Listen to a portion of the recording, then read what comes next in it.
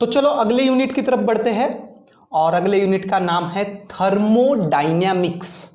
Thermodynamics मतलब हम यहाँ पे एनर्जीज कैसे फ्लो होती है, हीट कैसे ट्रांसफर होती है एक बॉडी से दूसरे बॉडी में, और उससे रिलेटेड जो भी लॉज है, उससे रिलेटेड जो भी प्रोसेसेस है ना, एनर्जी से रिलेटेड, वो सभी हम लोग देखते हैं यहाँ पे थर्मोडायनेमिक्स में। So let us start with it. सबसे पहले समझते हैं what do you mean by thermodynamic system या फिर सिस्टम और थर्मोडायनेमिक प्रोसेस, है ना। सिस्टम किसको बोलते हैं, थर्मोडायनेमिक सिस्टम बोलो या फिर सिस्टम। सिस्टम मतलब क्या होता है जनरली, सिस्टम मतलब जिसके बारे में हम लोग स्टडी कर रहे हैं, है ना, जिसके बारे में हम लोग इंटरेस्ट लेके उसके ऊपर एक्सपेरिमेंट कर रहे हैं, that is nothing but system, है ना। सिस्टम मतलब कोई एक ऑब्जेक्ट हो सकती है या फिर ग्रुप ऑफ ऑब्जेक्ट हो सकती है जिसके एनर्जी के फ्लो के बारे में आप लोग स्टडी कर रहे हैं, है ना। तो सिस्टम मतलब ऐसी कोई चीज नहीं, सिस्टम मतलब ऑब्जेक्ट है जिसको आप स्टडी कर रहे हैं, वो किस प्रकार से एनर्जी ट्रांसफर कर रही है ना, उसमें कितनी एनर्जी आ रही है, वो सभी चीजों की जो स्टडी कर रहे हैं आप लोग, तो वो ऑब्जेक्ट या फिर ग्रुप ऑफ ऑब्जेक्ट जिसके बारे में आप स्टडी कर रहे हैं, that is nothing but system. जैसे फॉर एग्जांपल देखो, मान के चलो आप एसी के बारे में पढ़ रहे हैं, एयर कंडीशन के बारे में, तो एयर कंडीशन हो गई एक सिस्टम, है ना। उसके जितने भी कंपोनेंट्स आ गए एयर कंडीशन के, वो उस सिस्टम का पार्ट हो गए। फिर एयर कंडीशन बाहर से हवा अंदर लेती है ना, उसको कूल करती है, तो वो हो गया उस सिस्टम का सराउंडिंग के साथ इंटरेक्शन, बराबर है कि नहीं। एसी को छोड़ के बाहर की दुनिया मतलब सराउंडिंग, तो सराउंडिंग से उसके अंदर हवा आती है, फिर वहां पे प्रोसेस होके वो कूल होती है, बराबर है। तो सिस्टम मतलब कोई भी ऐसा चीज, कोई भी ऑब्जेक्ट, ग्रुप ऑफ ऑब्जेक्ट जिसके बारे में आप स्टडी कर रहे हैं, है ना, और उसको छोड़ के बाहर क्या एटमॉस्फेयर, बाहर की चीज मतलब क्या, सराउंडिंग या फिर एनवायरनमेंट। और जैसे मैंने इसी का उदाहरण दिया अभी, है कि नहीं, एसी मतलब हो गई तुम्हारी सिस्टम, फिर वो बाहर के दुनिया के साथ, बाहर के इन्वायरमेंट के साथ जो भी उसके बाहर का सराउंडिंग और एसी के बीच में जो भी ट्रांसफर होगा, वो होगा सराउंडिंग और सिस्टम के बीच का ट्रांसफर। तो सिस्टम मतलब क्या, कोई भी एक ऐसी ऑब्जेक्ट या फिर ग्रुप ऑफ ऑब्जेक्ट जिसके बारे में आप स्टडी कर रहे हैं, और वो जो सिस्टम है वो एनर्जी कहां से ट्रांसफर कर सकती है, वो अपनी एनर्जी सराउंडिंग में दे सकती है, किसी दूसरे सिस्टम को दे सकती है, या फिर किसी दूसरे सिस्टम से एनर्जी ले सकती है, है ना, सराउंडिंग से एनर्जी ले सकती है। ओके, तो जनरली जैसे मैंने कहा कि ये वाले यूनिट में हम लोगों को ट्रांसफर ऑफ एनर्जी वगैरह के बारे में ही पढ़ना है, और ये वाले यूनिट में हमारी जो सिस्टम है ना, सिस्टम मतलब हम लोग यहाँ पे गैसेस के बारे में पढ़ने वाले हैं। जनरली हमारी सिस्टम मतलब क्या होने वाली है, गैस, है ना।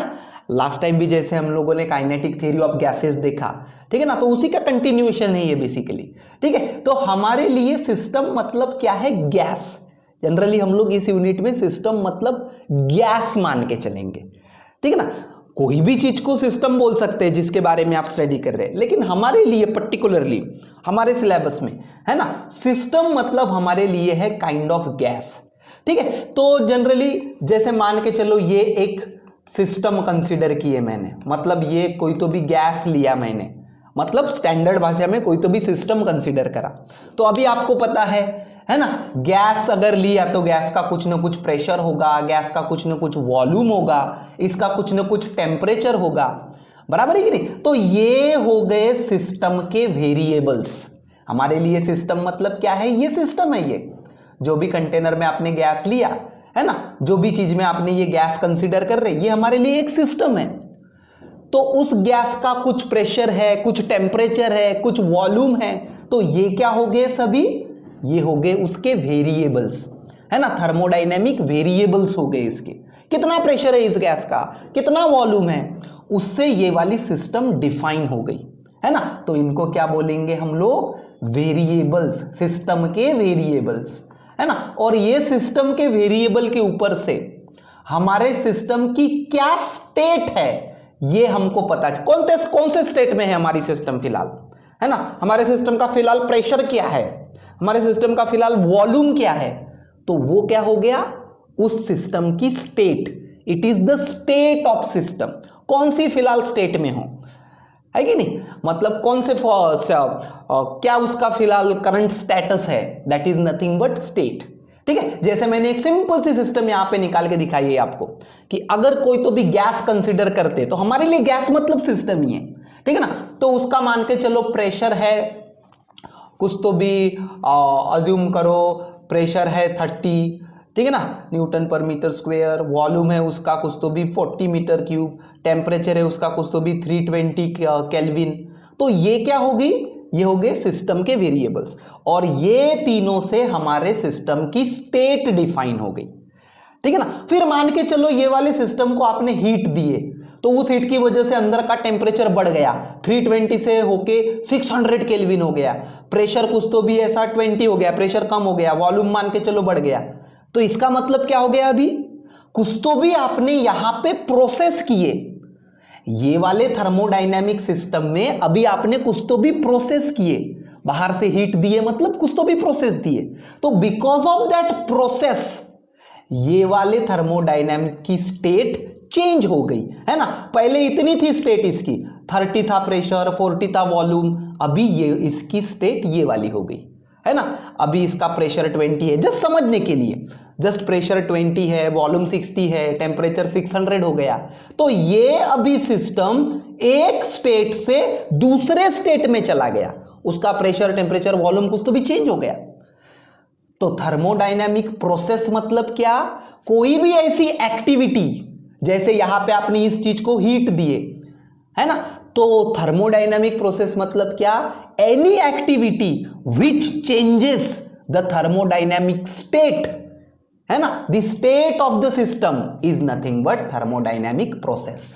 सिंपल सिंपल डेफिनेशंस है, बराबर है कि नहीं। क्या है थर्मोडायनामिक प्रोसेस मतलब, it is any activity because of which the state of the system, state of the system मतलब उसका स्टेटस बदल जाएगा, पहले इतना था प्रेशर वॉल्यूम वगैरह, अभी इतना है, ठीक है। तो इसको बोलते हैं सिस्टम और इसको बोलते हैं प्रोसेस। तो चलो आगे बढ़ते हैं, सबसे पहले देखते हैं zeroth law of thermodynamics, zeroth law, है ना, फर्स्ट लॉ नहीं, पहले जीरोथ लॉ, ठीक है। तो एकदम सिंपल सा लॉ है ये zeroth law, if two systems are in thermal equilibrium. अभी देखो आगे पढ़ने से पहले मैं ये इक्विलिब्रियम क्या है वो भी बता देता हूं। इक्विलिब्रियम ये वर्ड आपके लिए नया नहीं है, इक्विलिब्रियम होना मतलब बैलेंस होना, जैसे हम लोगों ने रोटेशनल डायनामिक्स में भी देखे, इक्विलिब्रियम आया मतलब पूरे फोर्सेस का एडिशन जीरो हो गया, है ना, बैलेंस हो गई चीजें, that is nothing but equilibrium. तो थर्मल इक्विलिब्रियम मतलब क्या, थर्मल इक्विलिब्रियम, थर्मल मतलब टेम्परेचर, टेम्परेचर सेम होना मतलब थर्मल इक्विलिब्रियम।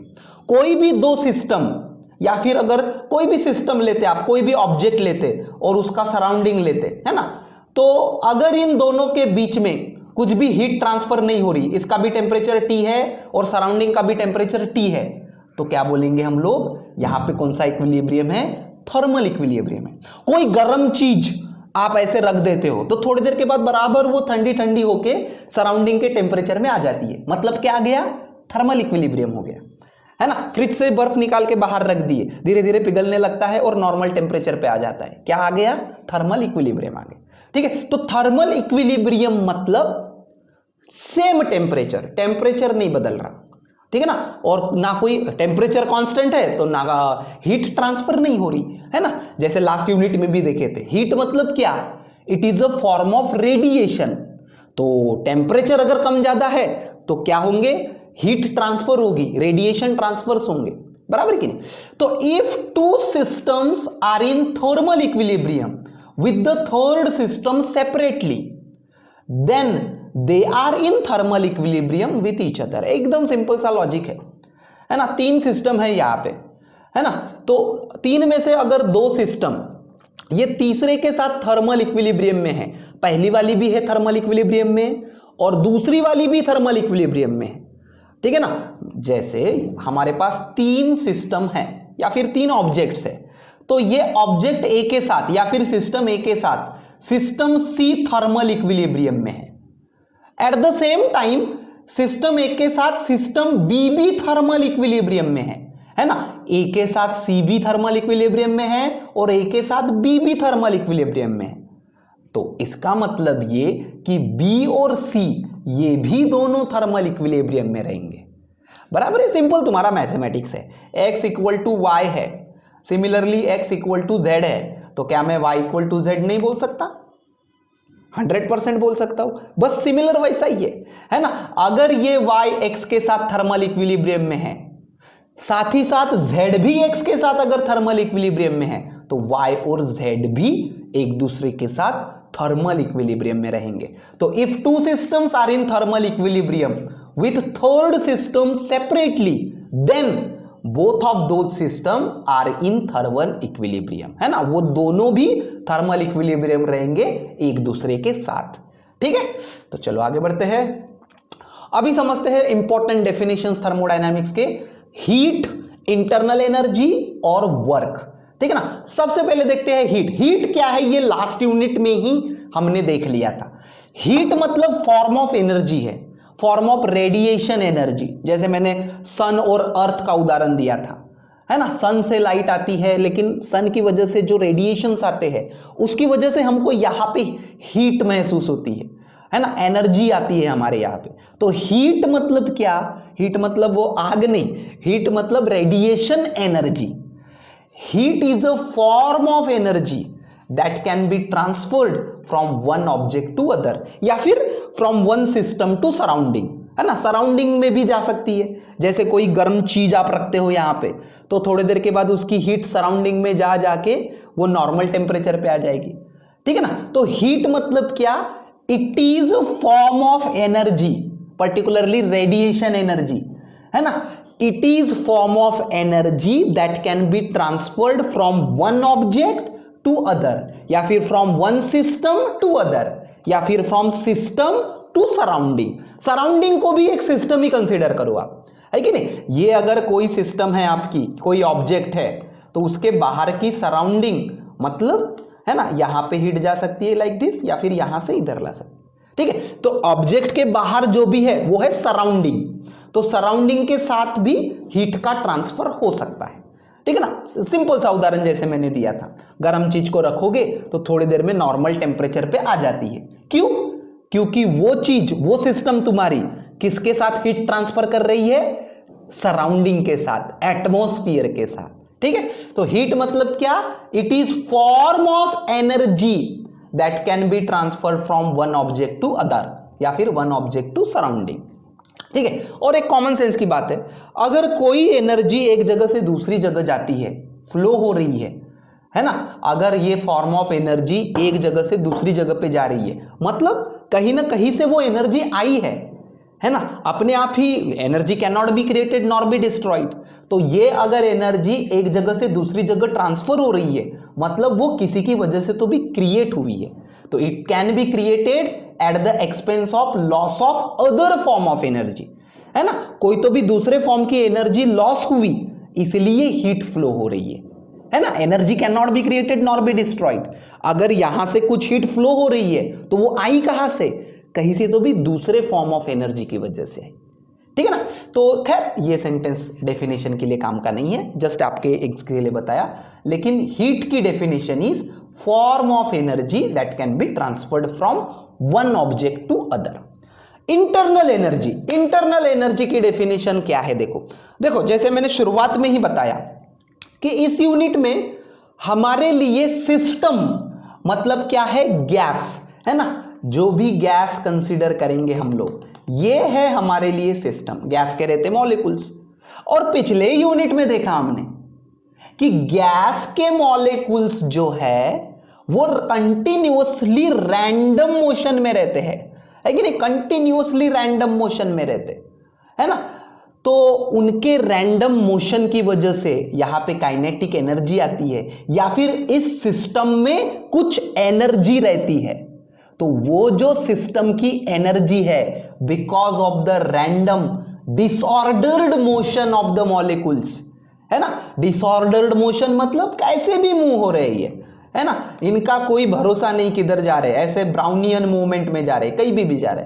तो लास्ट यूनिट में जैसे हमने देखा था कि हर गैस मॉलिक्यूल रैंडम मोशन में रहता, तो उस रैंडम मोशन की वजह से वहां पे एनर्जी आती है। तो हर सिस्टम की अपनी खुद की एनर्जी होती है और उस एनर्जी को बोलते हैं internal energy. The energy of the system because of its internal factors, ऐसा ही बोलेंगे, the energy of the system because of its internal factors is known as internal energy. लेकिन आपके लिए डेफिनेशन ये ऐसी है, क्योंकि हमारे लिए सिस्टम मतलब क्या है, हमारे लिए सिस्टम मतलब गैसेस है। तो the energy associated because of random and disordered motion of the molecules of the system is nothing but internal energy। जो molecules में motion है उसकी वजह से जो एनर्जी है वो है इंटरनल एनर्जी।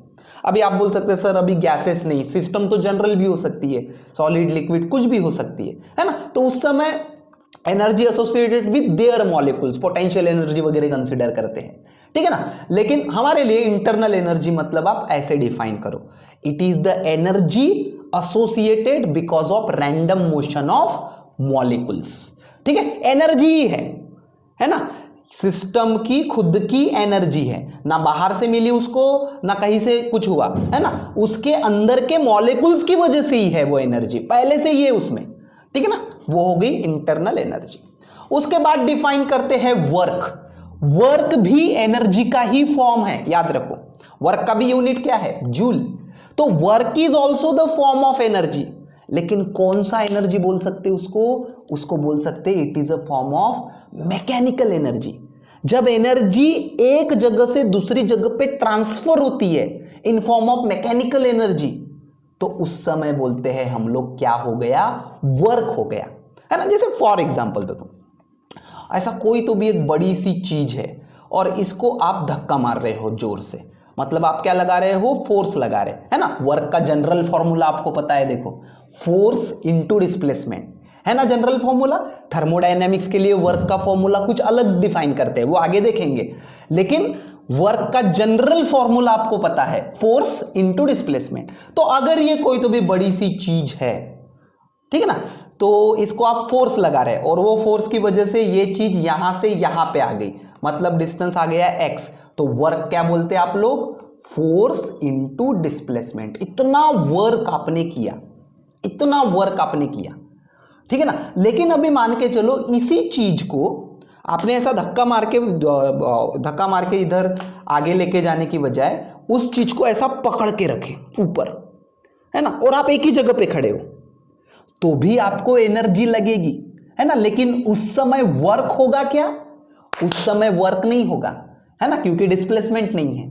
तो वर्क मतलब क्या, जब एनर्जी ट्रांसफर होती है एक जगह से दूसरी जगह पे in form of mechanical energy, कुछ तो भी डिस्प्लेसमेंट दिखना चाहिए हमको, तो आता है वर्क, है ना। जैसे अपने घर में के टंकी में ऊपर पानी भरा हुआ रहता है, तो उस पानी में पोटेंशियल एनर्जी रहती है, लेकिन वो दिखती नहीं है, लेकिन जैसे ही नल चालू करते हैं सीधा पानी का फ्लो आना चालू हो जाता है, डिस्प्लेसमेंट होना चालू हो जाता है, तो क्या हो गया, वर्क, ठीक है। तो वर्क मतलब क्या, it is transfer of mechanical energy. Mechanical मतलब जहां पे कुछ ना कुछ डिस्प्लेसमेंट दिखना चाहिए, उसको बोलते हैं मैकेनिकल एनर्जी, ठीक है। तो वर्क मतलब क्या, इट इज ट्रांसफर ऑफ, और वर्क भी एनर्जी का ही फॉर्म है ना, एनर्जी का ही फॉर्म है वर्क, ठीक है ना। वर्क मतलब it is transfer of mechanical energy between two systems, है ना, बिटवीन टू सिस्टम्स। जैसा मैंने यहां पे भी इसका उदाहरण दिया था कि आप इस बड़ी सी चीज को धक्का मार रहे हो, है ना, तो ये आप मतलब एक सिस्टम हो गई, और ये जो जिसको धक्का मार रहे वो एक दूसरी सिस्टम हो गई। तो कहां से कहां एनर्जी ट्रांसफर हो रही, आप इसको एनर्जी ट्रांसफर कर रहे, किसको, इस ब्लॉक को, है ना। तो एक सिस्टम से दूसरी सिस्टम में क्या क्या ट्रांसफर हुई, मैकेनिकल एनर्जी। मैकेनिकल मतलब क्या, जहां पे डिस्प्लेसमेंट दिखता है, ठीक है ना, डिस्प्लेसमेंट बोलो, रोटेशन बोलो, उसको बोलते हैं मैकेनिकल, ठीक है। So it is the transfer of mechanical energy between two systems, ठीक है। तो चलो, इसलिए हमने देखे हीट, इंटरनल एनर्जी और वर्क, इन तीनों को जोड़ने वाला ये लॉ है जिसको बोलते हैं फर्स्ट लॉ ऑफ थर्मोडायनेमिक्स। तीनों को जोड़ेगा ये, कौन से तीन, हीट, इंटरनल एनर्जी, हीट मतलब रेडिएशन एनर्जी, इंटरनल एनर्जी मतलब सिस्टम में पहले से खुद की रहती वो वाली एनर्जी, और work. So according to first law of thermodynamics, अगर कोई भी सिस्टम है, अभी सिस्टम मतलब क्या आपको समझ में आ गया है ना, सिस्टम मतलब हमारे लिए अभी गैस है ना, कोई भी सिस्टम मतलब इस यूनिट में हमारे लिए एक कोई तो भी गैस है, ठीक है ना, या फिर जनरली सिस्टम मतलब जो भी आप ऑब्जेक्ट कंसीडर कर रहे हैं वो हो गई सिस्टम। तो according to first law of thermodynamics, अगर इस सिस्टम को है ना हम लोग हीट देते हैं, इफ वी अप्लाई हीट या फिर if we transfer heat to the system, heat मतलब रेडिएशन एनर्जी, तो वो हीट है ना, बिकॉज ऑफ दैट हीट, वो हीट दो रीजंस के लिए काम में आती है, दो तरीके से काम में आता है ना। अगर हम लोग if we give the heat to the system, then that heat is utilized, वो दो रीजंस के लिए यूटिलाइज होती है, to increase the internal energy of the system, वो जो हीट आपने सिस्टम को दिए उसकी वजह से सिस्टम की इंटरनल एनर्जी इंक्रीज होती है, एंड सेकंड थिंग, ये सिस्टम सराउंडिंग के ऊपर वर्क करता है ना। ये दो कारणों के लिए ये वाली एनर्जी काम में आएगी। तो क्या बोलता है first law of thermodynamics, the energy, the heat energy या फिर radiant energy, the heat that we give to the system, it is utilized to increase the internal energy of the system and to perform the work on the surrounding, है ना। जो भी heat, जो भी radiation energy हम लोग system को दे रहे हैं उसकी वजह से सिस्टम की इंटरनल एनर्जी बढ़ती है, उसी के साथ साथ ये सिस्टम सराउंडिंग के ऊपर वर्क कर सकता है ना। तो ये सीधा सीधा है law of conservation of energy, सीधा सीधा एकदम ऑब्वियस सी बात है ना।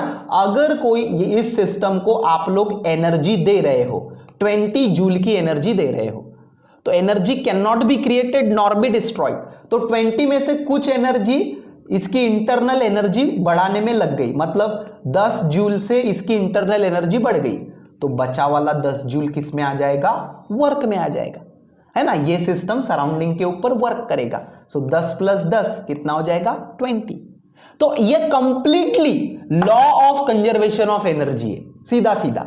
इतनी एनर्जी आ रही है तो वो एनर्जी का कुछ पार्ट इंटरनल एनर्जी इंक्रीज करने में होगा और बचा वाला पार्ट किस में आ जाएगा, वर्क में आ जाएगा, है ना। तो कैसे याद रखेंगे first law of thermodynamics, the amount of heat energy that we give to the system, it is utilized to increase the internal energy of the system and remaining part is utilized to perform work on the surrounding। ये system किसके ऊपर work कर रही, ये system इसके बाहर के surrounding के ऊपर वर्क कर रही है ना। तो जो भी एनर्जी सिस्टम को मिलेगी उसमें से कुछ एनर्जी इंटरनल एनर्जी इंक्रीज करने में काम आएगी, है ना। देखो सिस्टम की खुद की एक अपनी इंटरनल एनर्जी रहती है, पहले से ही रहती है, ठीक है ना। तो उसको इंक्रीज करने में बाहर से आई वाली एनर्जी इसको मिलेगी, तो बाहर से आई वाली एनर्जी से इसकी इंटरनल एनर्जी बढ़ सकती है, ठीक है ना। साथ ही साथ है ना ये सिस्टम सराउंडिंग पे वर्क कर सकती है, सराउंडिंग के ऊपर वर्क कर सकती है, ठीक है ना। तो वो भी कहां से आएगी एनर्जी, ये जो हमने एनर्जी दी है उसके ऊपर से, ठीक है। So it is known as first law of thermodynamics, Q equal to delta U plus W।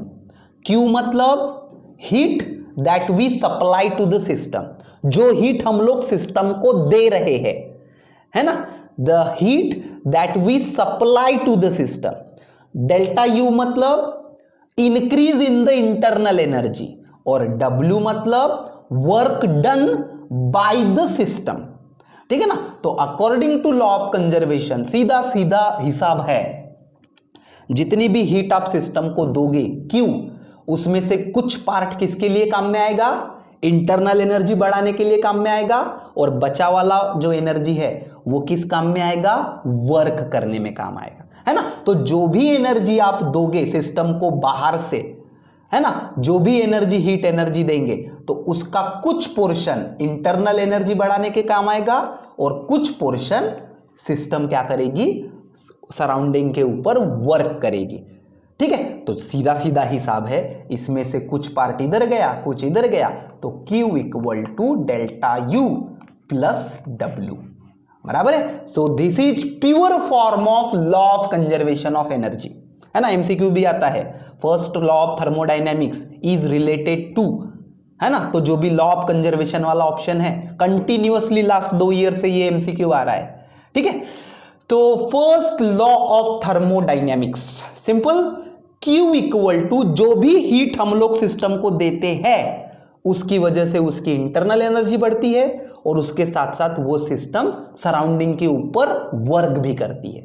लेकिन ना कभी कभी उल्टा भी हो सकता है, हम लोग अभी क्या है, बाहर से एनर्जी सिस्टम को दे रहे हैं, उसकी वजह से उसकी इंटरनल एनर्जी बढ़ रही है और ये सिस्टम सराउंडिंग के ऊपर वर्क कर रहा है।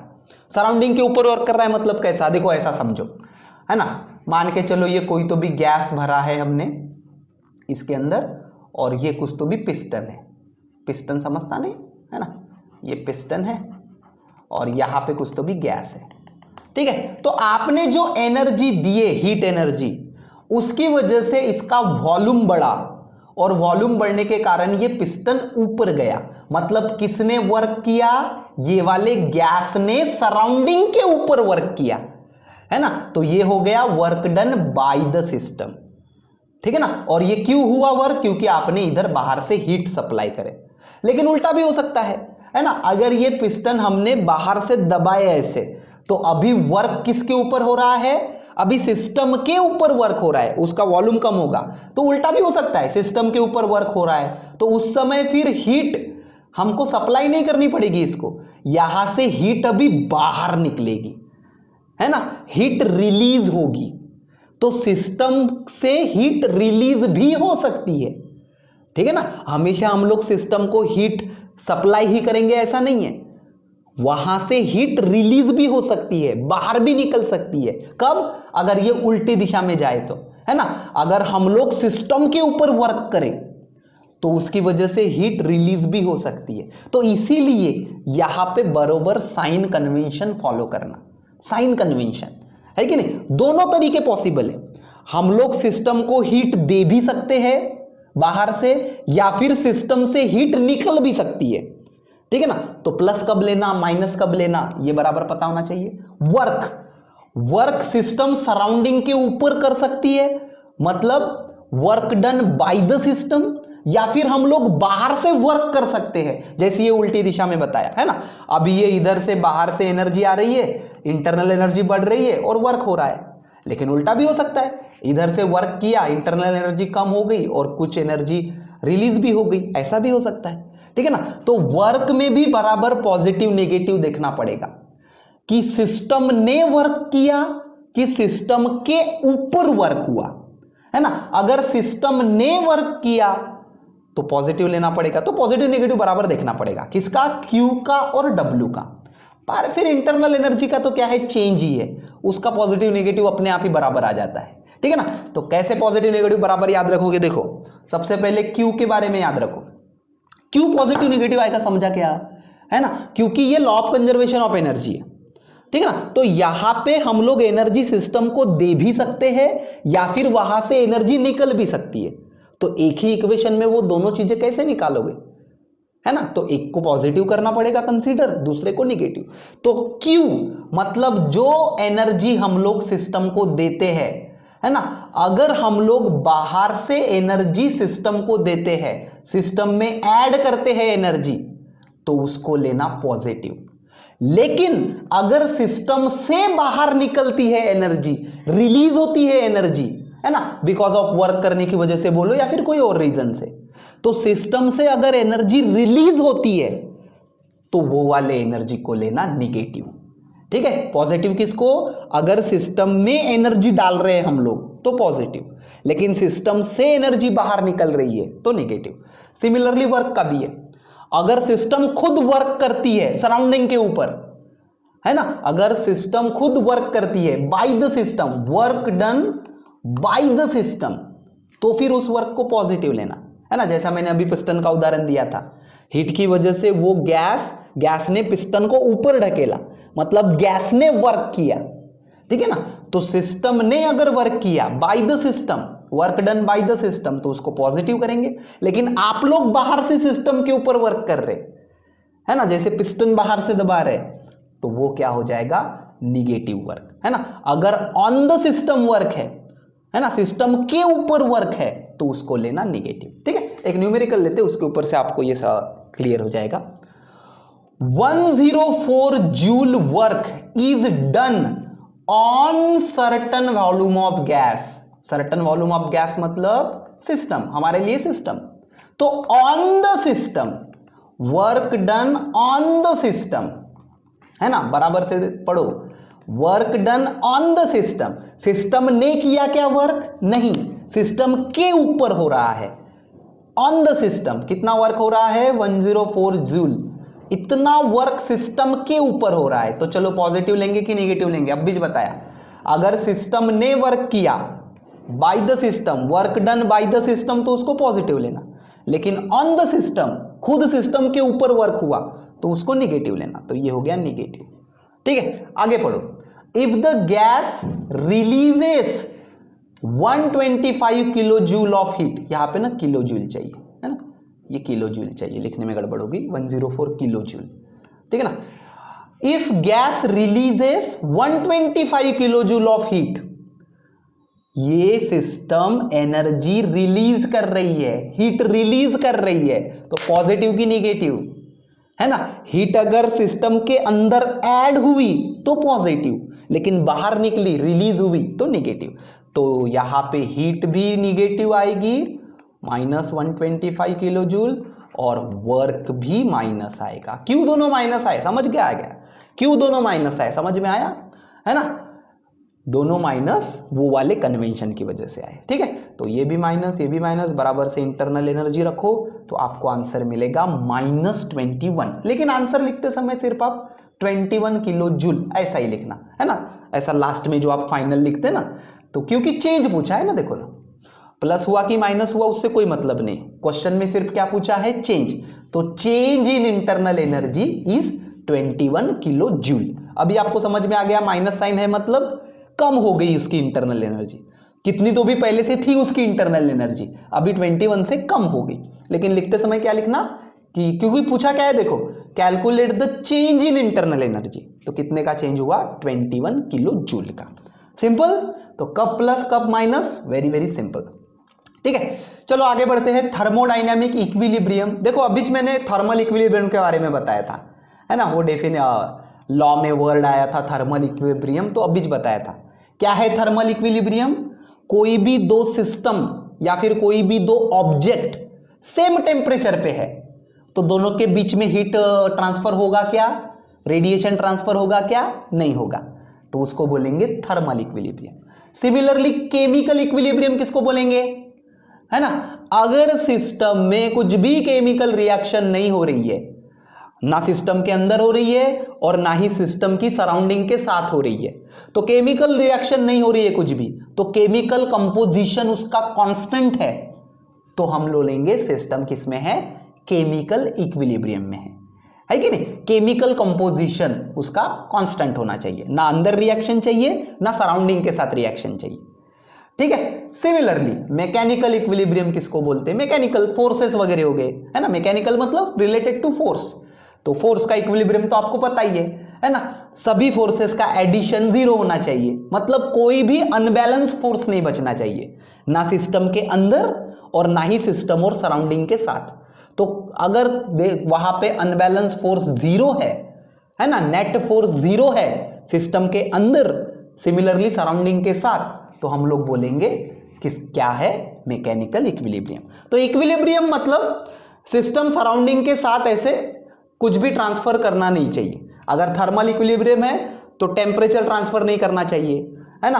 केमिकल इक्विलिब्रियम है तो जैसे वो केमिकल कंपोजिशन ट्रांसफर नहीं होना चाहिए, या फिर खुद के अंदर भी बदलाव नहीं होने चाहिए, लाइक दिस, ठीक है। तो ये इक्विलिब्रियम की डेफिनेशंस बराबर से याद करो, वेरी इंपॉर्टेंट, 3 मार्क के लिए आती है, 3 मार्क के लिए 3 डेफिनेशन आती है, है ना, mechanical equilibrium, chemical equilibrium, thermal equilibrium, है ना। अभी वेरी इंपॉर्टेंट थिंग, आगे का पोर्शन पढ़ने के लिए हमको ये लगेगा, जैसे मैंने लास्ट टाइम भी बोलते बोलते बोला था कि थर्मोडायनेमिक्स में हम लोग एनर्जी ट्रांसफर से रिलेटेड बात करते हैं, हीट रिलेटेड बात करते हैं, ठीक है ना। तो यहां पे वर्क का फॉर्मूला कुछ अलग तरीके से डिफाइन होता है। आपको वर्क का सिंपल फॉर्मूला जो पता है वो तो है ही है, फोर्स इनटू डिस्प्लेसमेंट, लेकिन ये कब, जब मैकेनिक्स पढ़ते हैं हम लोग, मैकेनिक्स मतलब वो रोटेशनल डायनामिक्स वगैरह हो गया, वो मैकेनिक्स का पार्ट है, तो वो पढ़ते हैं तो ये है मेरा वर्क का फॉर्मूला, है ना, जनरल फॉर्मूला बोलेंगे इसको, फोर्स इनटू डिस्प्लेसमेंट। लेकिन जब हम लोग थर्मोडायनेमिक्स पढ़ते हैं, और थर्मोडायनेमिक्स में मेरी सिस्टम मतलब गैस है, गैसेस से रिलेटेड है, तो गैसेस से रिलेटेड जब हम लोग वर्क लिखते हैं ना, तो वर्क का फॉर्मूला कुछ ऐसा लिखते हैं, पीडीवी, इंटीग्रेशन ऑफ पीडीवी। अब ये इंटीग्रेशन क्यों आता है ये भी बताता हूं, ठीक है ना, और ये ऐसा क्यों लिखते हैं ये भी बताता हूं, ठीक है ना। देखो ये इंटीग्रेशन, देखो फिजिक्स में कोई भी चीज हम लोग एक गो में नहीं निकालते, उसका पहले इनफाइनाइटिसिमल पार्ट निकालते हैं। सिमिलरली वर्क का भी हम लोग क्या निकालेंगे, इनफाइनाइटिसिमल पार्ट, और फाइनल वर्क निकालने के लिए उसका क्या करेंगे, इंटीग्रेशन करेंगे। लॉजिक है कि नहीं। फिजिक्स में कोई भी चीज पहले इनफाइनाइटिसिमली निकलती है, तो पहले डीडब्ल्यू निकलेगा, फिर फाइनल वर्क इंटीग्रेशन करके निकलेगा। अभी देखो आपको मैंने फोर्स इनटू डिस्प्लेसमेंट जो वर्क का फॉर्मूला है वहां पे भी आइडिया बताई थी कि जब कभी भी ऐसा मैकेनिकल डिस्प्लेसमेंट नहीं दिखाई देता, कुछ तो भी मोशन दिखाई नहीं देता, तब तक वर्क नहीं होता। मतलब डिस्प्लेसमेंट होना चाहिए, कुछ तो भी ऐसा मैकेनिकली आपको दिखना चाहिए, हिला करके, मूव हुआ करके, ठीक है ना। तो गैसेस के रिलेटेड में, है ना, मान के चलो कोई कंटेनर में आपने गैस लिए, ठीक है ना, और ये गैस का वॉल्यूम अगर कांस्टेंट है ना, ये कंटेनर में गैस को भर के रख दिए, वॉल्यूम बदल ही नहीं रहा, इसका मतलब वहां पे वर्क कुछ भी नहीं हो रहा।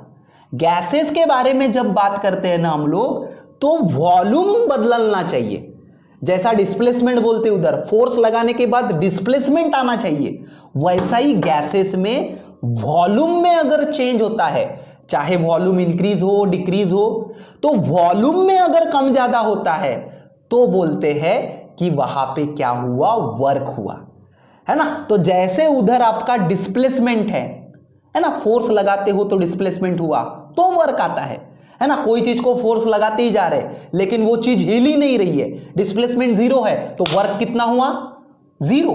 सिमिलरली गैसेस में अगर कुछ भी थर्मोडायनामिक प्रोसेस हो रही है, उसको हीट कर रहे हैं, कुछ भी कर रहे हैं, लेकिन उसका वॉल्यूम बढ़ना चाहिए, या फिर कम भी हुआ तो भी चलता, तो वॉल्यूम में अगर चेंज हुआ इसका मतलब वहां पे वर्क हुआ, है ना। तो इसीलिए इंटीग्रेशन में हम लोग इनिशियल लिमिट लेंगे, इनिशियल वॉल्यूम, और फाइनल लिमिट लेंगे, फाइनल वॉल्यूम।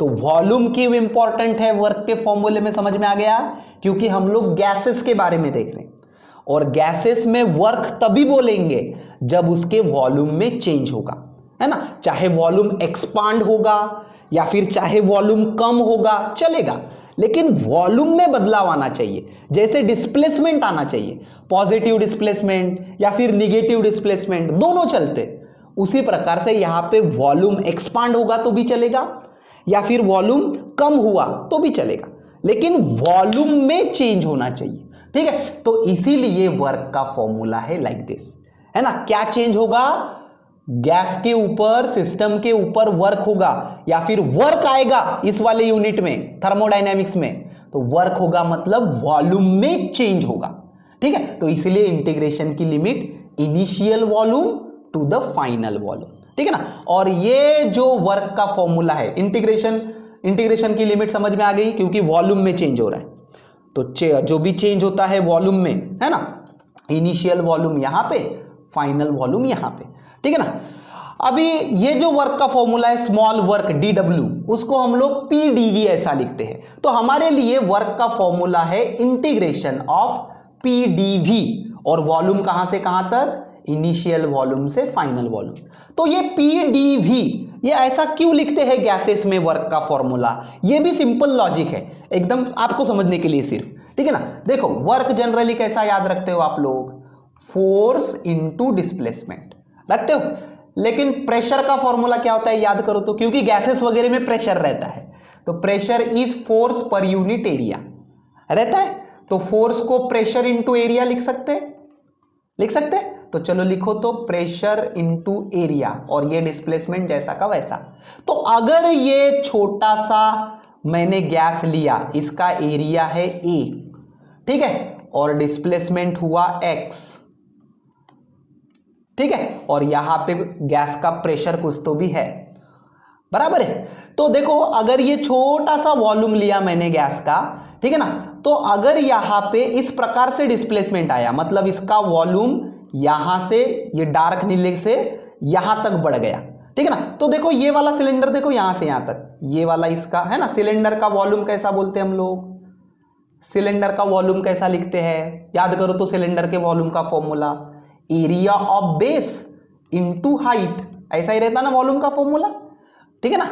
सिलेंडर के वॉल्यूम का फॉर्मूला क्या रहता है, area of base into height. तो देखो ये भी जो वॉल्यूम है, वर्क की वजह से जो वॉल्यूम इंक्रीज हो रहा है, देखो वॉल्यूम ही है, area of base into height की जगह ये डिस्प्लेसमेंट एक्स है, मतलब ये क्या है, इंक्रीज इन वॉल्यूम, तो P into increase in volume आ गया कि नहीं, पीडीवी है ना। तो वैसा ही है, सेम ही है, वैसा ही है, थोड़ा लॉजिक बराबर से लगना चाहिए, ठीक है। तो गैसेस के केस में वर्क का फॉर्मूला आएगा इंटीग्रेशन ऑफ पीडीवी, और क्यों ऐसा आएगा ये भी बताया, क्योंकि क्या चेंज होना चाहिए गैसेस में, अगर वर्क होता है तो क्या चेंज होना चाहिए, उसका वॉल्यूम चेंज होना चाहिए, बराबर है। प्रेशर कांस्टेंट है कि नहीं है वो हमारी जिम्मेदारी नहीं, वर्क अगर चाहिए तो वॉल्यूम में चेंज होना चाहिए, तो कौन चेंज होगा, वॉल्यूम, तो इसलिए लिमिट्स किसकी आएंगी, वॉल्यूम की, है ना, वी आई बाई वी ए।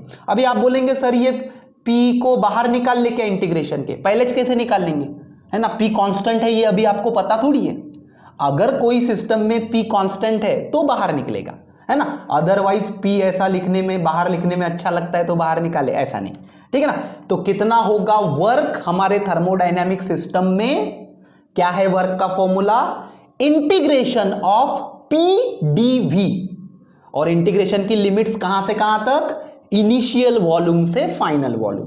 क्यों, क्योंकि वर्क होता है मतलब वॉल्यूम में चेंज होता है, और वो जो वेरिएबल चेंज होता है उसी की लिमिट रहती है, इसीलिए वी आई मतलब इनिशियल वॉल्यूम, वी एफ मतलब फाइनल वॉल्यूम, और पी मतलब गैस का प्रेशर, और डीवी मतलब चेंज इन वॉल्यूम, ठीक है। तो ये जैसे मैंने दिखाया यहां पे, यहां का वॉल्यूम यहां से लेके यहां तक चेंज हुआ है ना, तो यहां पे क्या आएगा, वर्क आएगा, ठीक है, सिंपल। तो ये वाले पेज नंबर्स पढ़ लेना 56 से लेके 60 तक। तो चलो आगे बढ़ते हैं और कुछ थर्मोडायनेमिक्स प्रोसेसेस देखते हैं। क्या होती है थर्मोडायनेमिक प्रोसेस, मैंने पहले ही बताया कि ऐसी कोई भी एक्टिविटी जिसकी वजह से वो सिस्टम के स्टेट में बदलाव आता है उसको बोलते हैं थर्मोडायनेमिक्स प्रोसेस, बराबर है कि नहीं। तो कई प्रकार की थर्मोडायनेमिक प्रोसेसेस हो सकती है, अलग अलग मतलब हमको क्या चाहिए आउटपुट, उसके लिए अलग अलग प्रकार की थर्मोडायनेमिक की प्रोसेसेस हो सकती है। जैसे एसी को लेते हैं तो एसी में हमको अंदर की हवा ठंडी होनी चाहिए, एसी बोलो या फिर फ्रिज बोलो, है ना, तो वहां पे जो प्रोसेस रहेगी वो अलग टाइप की होगी। लेकिन वही अगर किसी गाड़ी के इंजन में देखते हैं आप लोग, है कि नहीं, तो गाड़ी के इंजन में क्या होगा, हीट जनरेट होके पिस्टन ये होगा, तो वहां पे प्रोसेस कुछ अलग होगी। तो कहने का मतलब ये कि हमारे रिक्वायरमेंट के हिसाब से अलग अलग प्रोसेसेस रहती है। तो ये जो थर्मोडायनेमिक प्रोसेसेस है वो ब्रॉडली कौन से कैटेगरीज में डिवाइड हो सकती है। देखो सबसे पहले तो प्रोसेस रिवर्सिबल या फिर इरिवर्सिबल, देखो नाम से ही समझ में आता है, प्रोसेस अगर रिवर्सिबल है, रिवर्सिबल है मतलब इनिशियल स्टेट से फाइनल स्टेट पे जब थर्मोडायनेमिक की जो सिस्टम थी, है ना, वो प्रोसेस की वजह से इनिशियल स्टेट से फाइनल स्टेट पे चली गई, तो कभी भी फाइनल स्टेट से इनिशियल स्टेट पे वो कभी भी आ सकती है सेम वे में, है कि नहीं? कुछ है ना, जैसे हमने लास्ट टाइम डिफाइन किए थर्मोडायनामिक सिस्टम। क्या है थर्मोडायनामिक सिस्टम? मतलब हमारे लिए गैस है, ठीक है ना, तो गैस की कोई तो भी स्टेट है, कुछ तो भी प्रेशर है, वॉल्यूम है, कुछ तो भी है, फिर वहां पे थर्मोडायनामिक प्रोसेस आई तो उसकी वजह से वो थर्मोडायनामिक सिस्टम की स्टेट चेंज हो गई, मतलब नया प्रेशर आ गया, नया वॉल्यूम आ गया, नया टेम्परेचर आ गया, ठीक है ना। तो अगर वो सिस्टम रिवर्सिबल है तो वो वापस अपने स्टेट में, वापस ओरिजिनल स्टेट में उसी प्रकार से वापस जा सकती है ना। It can retrace its own path, बराबर है, उसको बोलेंगे रिवर्सिबल प्रोसेस। और अगर वापस नहीं जा सकती ओन स्टेट पे इन द सेम पाथ तो उसको बोलेंगे इरिवर्सिबल प्रोसेस। तो सिंपल सा काम है, रिवर्सिबल मतलब वापस उसी स्टेट में वो उसी रास्ते से आएगी, है ना, जिस प्रकार से वो वर्क की डायरेक्शन थी, है ना, उसी वर्क के रिवर्सिबल डायरेक्शन में आ सकती है और इनिशियल स्टेट पे वो आ सकती है सिस्टम। लेकिन अगर इनिशियल स्टेट पे नहीं आ सकती तो दैट इज इरिवर्सिबल। प्रोसेस को आइसोथर्मल प्रोसेस, है ना, आइसोथर्मल, थर्मल मतलब हमेशा याद रखो रिलेटेड टू टेम्परेचर, और ये आइसोथर्मल के बारे में मैंने बीच में बताया भी था। आइसोथर्मल प्रोसेस मतलब जहां पे टेम्परेचर, इधर टेम्परेचर कांस्टेंट रहता है जिसकी वजह से हीट एनर्जी फ्लो नहीं होती, टेम्परेचर ही कांस्टेंट है तो हीट एनर्जी फ्लो नहीं होगी, बराबर है कि नहीं। तो आइसोथर्मल प्रोसेस मतलब ऐसी प्रोसेस जहां पे टेम्परेचर कांस्टेंट है, टेम्परेचर कांस्टेंट है ना, thermal is related to temperature. तो आइसोथर्मल प्रोसेस मतलब टेम्परेचर कांस्टेंट होना चाहिए पूरी प्रोसेस के दरमियान, ठीक है ना। प्रेशर बदल सकता, वॉल्यूम बदल सकता, वो हमारा कंसर्न नहीं है, लेकिन टेम्परेचर कांस्टेंट रहना चाहिए, ठीक है। That is known as isothermal, the process in which temperature remains constant throughout the process is known as isothermal process, ठीक है। उसके बाद आइसोबारिक प्रोसेस भी हो सकती है। भी आइसोबैरिक प्रोसेस मतलब ऐसी प्रोसेस जहां पे प्रेशर कांस्टेंट है ना, वॉल्यूम बदल सकता है, टेम्परेचर बदल सकता है, ठीक है ना, लेकिन प्रेशर कांस्टेंट है, तो ऐसी प्रोसेस को बोलेंगे हम लोग आइसोबैरिक प्रोसेस, है ना। So the process in which pressure remains constant throughout the duration of process is known as isobaric process, ठीक है। उसके बाद आइसोकोरिक प्रोसेस हो सकती है। अभी देखो आइसोबारिक, बार, बार मतलब शायद देखो प्रेशर का एक वन ऑफ द यूनिट है बार, है ना, स्टैंडर्ड यूनिट नहीं है लेकिन आपने शायद सुना होगा, तो इस वर्ड के ऊपर से आप याद रख सकते हैं आइसोबैरिक मतलब प्रेशर, कांस्टेंट प्रेशर। आइसोकोरिक मतलब वॉल्यूम कांस्टेंट होना चाहिए, ऐसी प्रोसेस जहां पे प्रेशर, टेम्परेचर, बाकी चीजें बदल सकती है बट वॉल्यूम कांस्टेंट होना चाहिए। अगर throughout the process volume constant है तो that process will be called as isochoric process. It is defined as the process in which volume remains constant.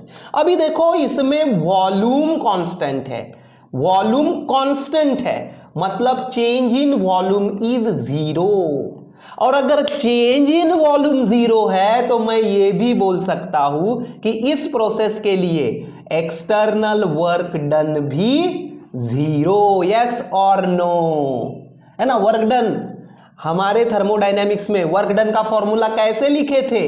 Integration initial volume to final volume, PDV, है ना। और मैंने बार बार बताया था work हुआ मतलब वॉल्यूम में चेंज हुआ, है ना, वॉल्यूम में चेंज होना चाहिए तब जाके वर्क होता है, लेकिन यहां पे वॉल्यूम में ही चेंज नहीं हो रहा है ना। तो यहां पे हम क्या बोल सकते हैं, आइसोकोरिक के लिए क्या याद रख सकते हैं कि work done in this process is zero, ठीक है। उसके बाद एडियाबेटिक प्रोसेस भी होती है। अभी एडियाबेटिक प्रोसेस में क्या कांस्टेंट रहता है? देखो हर चीज में कुछ ना कुछ कांस्टेंट है, आइसोथर्मल में टेम्परेचर कांस्टेंट है, आइसोबारिक में प्रेशर कांस्टेंट है, आइसोकोरिक में वॉल्यूम कांस्टेंट है। अभी गैस के तीन मेन फैक्टर्स तो आ गए, है ना, टेम्परेचर, प्रेशर, वॉल्यूम। अब क्या बचा? एडियाबेटिक प्रोसेस में ना हीट ट्रांसफर जो होती है सिस्टम और सराउंडिंग के बीच में वो कांस्टेंट है ना, वो कांस्टेंट है बोलो, या फिर हीट जीरो है ना। There is no heat transfer between the system and surrounding, system और सराउंडिंग के बीच में हीट का ट्रांसफर नहीं होता, मतलब Q इज 0। बराबर है, मतलब ऐसा बोल सकते हैं हम लोग कि ये जो एडियाबेटिक प्रोसेस जिस सिस्टम में हो रही है ना, वो आइसोलेटेड सिस्टम है ना, सराउंडिंग के साथ उसका कोई लेना देना नहीं, क्योंकि सराउंडिंग के साथ वो हीट ट्रांसफर नहीं कर रही है ना, तो सराउंडिंग के साथ हीट ट्रांसफर नहीं होती। Q equal to 0। The process in which there is no heat transfer between the system and surrounding is known as adiabatic process. मतलब हम ये भी कह सकते हैं कि ऐसी जहां पे एडियाबेटिक प्रोसेस होगी वो बेसिकली आइसोलेटेड सिस्टम होगी, आइसोलेटेड रहेगी तभी तो सराउंडिंग के साथ हीट ट्रांसफर नहीं कर रही, नहीं तो सराउंडिंग में तो हीट आती ही है ना, या तो सराउंडिंग में हीट आएगी या फिर सराउंडिंग से हीट ली जाएगी, ठीक है ना, सराउंडिंग से कहां बचोगे, हम तो सराउंडिंग में ही रहते हैं, ठीक है ना, तो ये आइसोलेटेड सिस्टम हो सकती है। साइक्लिक प्रोसेस नाम से ही समझ में आता है, साइक्लिक प्रोसेस मतलब ऐसी प्रोसेस कि जो अपने इनिशियल स्टेप पे वापस आ जाती है ना, साइक्लिक प्रोसेस है ना, कुछ जैसा इनिशियल प्रेशर, वॉल्यूम, टेम्परेचर कुछ तो भी स्टेट है, तो फिर ये प्रोसेस के दरमियान चेंज हुआ लेकिन वापस फाइनली अपने ही स्टेट पे वापस आ गई, बराबर है, तो ऐसी इसको क्या बोलेंगे, साइक्लिक प्रोसेस। तो साइक्लिक प्रोसेस मतलब the process in which system come backs to its original state is known as cyclic process. तो मैं ये भी बोल सकता हूं कि साइक्लिक प्रोसेस में change in internal energy is 0, बोल सकता हूं कि नहीं बोल सकता हूं? देखो मैं क्या बोल रहा हूं, साइक्लिक प्रोसेस मतलब ऐसी प्रोसेस कि जहां पे सिस्टम अपने ओरिजिनल स्टेट में आ जाती है, मतलब पहले जितनी इंटरनल एनर्जी थी सिस्टम में उतनी ही बाद में ही चाहिए, तभी जाके तो ओरिजिनल स्टेट आएगी, है ना। इंटरनल एनर्जी देखो, इंटरनल एनर्जी बदल गई मतलब सिस्टम की स्टेट बदल गई, ठीक है ना, लेकिन अभी साइक्लिक प्रोसेस के लिए क्या हो रहा है कि इनिशियली जहां से शुरू किया था वहीं पे वापस आ रहे, मतलब इसका मतलब 100% ये है कि सिस्टम की इंटरनल एनर्जी वापस फिर से वही है, मतलब change in internal energy is 0, ठीक है। तो साइक्लिक प्रोसेस के लिए हम लोग याद रख सकते change in internal energy is 0। तो कौन सी प्रोसेस है देखो, आइसोथर्मल मतलब टेम्परेचर कांस्टेंट, आइसोबैरिक मतलब प्रेशर कांस्टेंट, आइसोकोरिक मतलब वॉल्यूम कांस्टेंट, एडियाबेटिक प्रोसेस मतलब heat transfer between the system and surrounding constant, ठीक है ना, और साइक्लिक प्रोसेस मतलब change in internal energy is 0 या फिर change in internal energy constant, ठीक है। तो ऐसी सारी प्रोसेसेस है। तो चलो एक क्वेश्चन देख लेते, लास्ट ईयर का था एमसीक्यू टाइप का क्वेश्चन, ऐसा ग्राफ दिया हुआ था, अभी आपके लिए मैंने कलरफुल बनाया है, ठीक है। क्वेश्चन में पूछा था कि ये जो OA है, OA देख रही है, OA ये कौन सी प्रोसेस रिप्रेजेंट करती है, और ऑप्शन थे ये वाले, आइसोथर्मल, आइसोबैरिक, आइसोकोरिक, है ना, एमसीक्यू था, एडियाबेटिक प्रोसेस। चलो बताओ तो OA ये क्या रिप्रेजेंट करती है, कौन सी प्रोसेस रिप्रेजेंट करती है। देखो ग्राफ को ध्यान से पढ़ो, एक्स एक्सिस पे क्या दिखाया है, वॉल्यूम दिखाया है, वाई एक्सिस पे क्या दिखाया है, प्रेशर दिखाया है ना, उन्होंने क्वेश्चन में जो दिखाया है वो, ठीक है। तो ये OA लाइन देखो, OA लाइन हमारे वॉल्यूम एक्सिस से मतलब एक्स एक्सिस से पैरेलल है, देखो एक्स एक्सिस से पैरेलल है, तो कोई भी लाइन जो एक्स एक्सिस से पैरेलल रहती है, बराबर है, उसका क्या कांस्टेंट रहेगा, ये y कोऑर्डिनेट कांस्टेंट रहेगा कि नहीं रहेगा, सिंपल मैथमेटिक्स 10th का, है ना। ये लाइन अगर x के साथ पैरेलल है तो y कोऑर्डिनेट कांस्टेंट रहेगा, मतलब क्या कांस्टेंट रहेगा उसका, प्रेशर कांस्टेंट रहेगा, मतलब OA लाइन के लिए क्या कांस्टेंट है, प्रेशर कांस्टेंट है। लेकिन वॉल्यूम बदलते जा रहा है, देखो अभी वॉल्यूम इतना है, बाद में वॉल्यूम इतना होगा, बाद में वॉल्यूम इतना होगा, वॉल्यूम बदलो कुछ भी हो वो मेरे को लेना देना नहीं, लेकिन एक चीज मुझको समझ में आ गई कि OA लाइन के लिए प्रेशर इज कांस्टेंट। कैसे, क्योंकि वो लाइन एक्स एक्सिस से पैरेलल है, तो प्रेशर कांस्टेंट मतलब क्या आएगा, प्रेशर, आइसोबैरिक प्रोसेस, ठीक है। तो इसका करेक्ट आंसर था आइसोबैरिक। सिमिलर अगर क्वेश्चन में OA की जगह मान के चलो OD पूछा रहता था, OD पूछा रहता था, OD, तो आपका आंसर क्या रहता था बताओ तो, OD, ये वाली लाइन y एक्सिस से पैरेलल है, तो y एक्सिस से पैरेलल है मतलब क्या कांस्टेंट रहेगा, x कांस्टेंट रहेगा, मतलब वॉल्यूम कांस्टेंट रहेगा, वॉल्यूम कांस्टेंट। तो उस समय आपका आंसर आया रहता था आइसोकोरिक प्रोसेस। ठीक है ना, तो सिंपल सिंपल क्वेश्चन रहते हैं, बस वो लॉजिक बराबर से क्लियर होने चाहिए। ठीक है, चलो आगे बढ़ते हैं और मेन थर्मोडायनेमिक्स में क्या पढ़ना है हमको वो स्टार्ट करते हैं। थर्मोडायनेमिक्स यूनिट में बेसिकली आपको एक ही चीज पढ़नी है, जो भी प्रोसेसेस देखे हमने, आइसोथर्मल, आइसोकोरिक, आइसोबारिक, एडिएबेटिक, तो सभी के लिए थर्मोडायनेमिक्स के इक्वेशन आपको डिराइव करने हैं। थर्मोडायनेमिक्स के इक्वेशन मतलब क्या, वर्क का इक्वेशन, और वो जो फर्स्ट लॉ ऑफ थर्मोडायनेमिक्स है Q इक्वल टू क्या है, Q equal to change in internal energy plus work. ठीक है ना, तो इसको प्रॉपर वे में हर एक प्रोसेस के लिए लिखना है। तो हर एक प्रोसेस के लिए वर्क का फॉर्मूला डिराइव करना और ये फॉर्मूला फर्स्ट लॉ का बराबर से लिख के दिखाना, मतलब थर्मोडायनेमिक्स की स्टडी करना। सिंपल। तो चलो थर्मोडायनेमिक्स की स्टडी करते हैं, कौन सी प्रोसेस के लिए, और क्वेश्चन आता है तो आपको एकदम सिंपल भाषा में आता है, find the expression for the work for isothermal process, या फिर explain the thermodynamics of the isothermal process. तो दोनों क्वेश्चन एक ही है ना, वर्क का एक्सप्रेशन निकालना, उसी का मतलब है थर्मोडायनेमिक्स को डिस्कस करना। ठीक है, तो चलो देखते हैं आइसोथर्मल प्रोसेस के लिए वर्क का एक्सप्रेशन क्या है। वर्क का एक्सप्रेशन, अभी प्रोसेस कौन सी रहने दो भैया, कौन सी प्रोसेस रहने दो, आइसोथर्मल रहने दो, नहीं तो आइसोबैरिक रहने दो, आइसोकोरिक रहने दो, वर्क का फॉर्मूला हमारे लिए तो ये है, क्योंकि हम लोग थर्मोडायनेमिक्स में हमारी सिस्टम क्या है, गैसेस सिस्टम है, गैस है, तो गैसेस के लिए वर्क का फॉर्मूला इज लाइक दिस। ठीक है, तो शुरुआत तो हमारी यही से होगी, प्रोसेस चाहे कौन सी भी रहने दो, शुरुआत हमारी यही से होगी।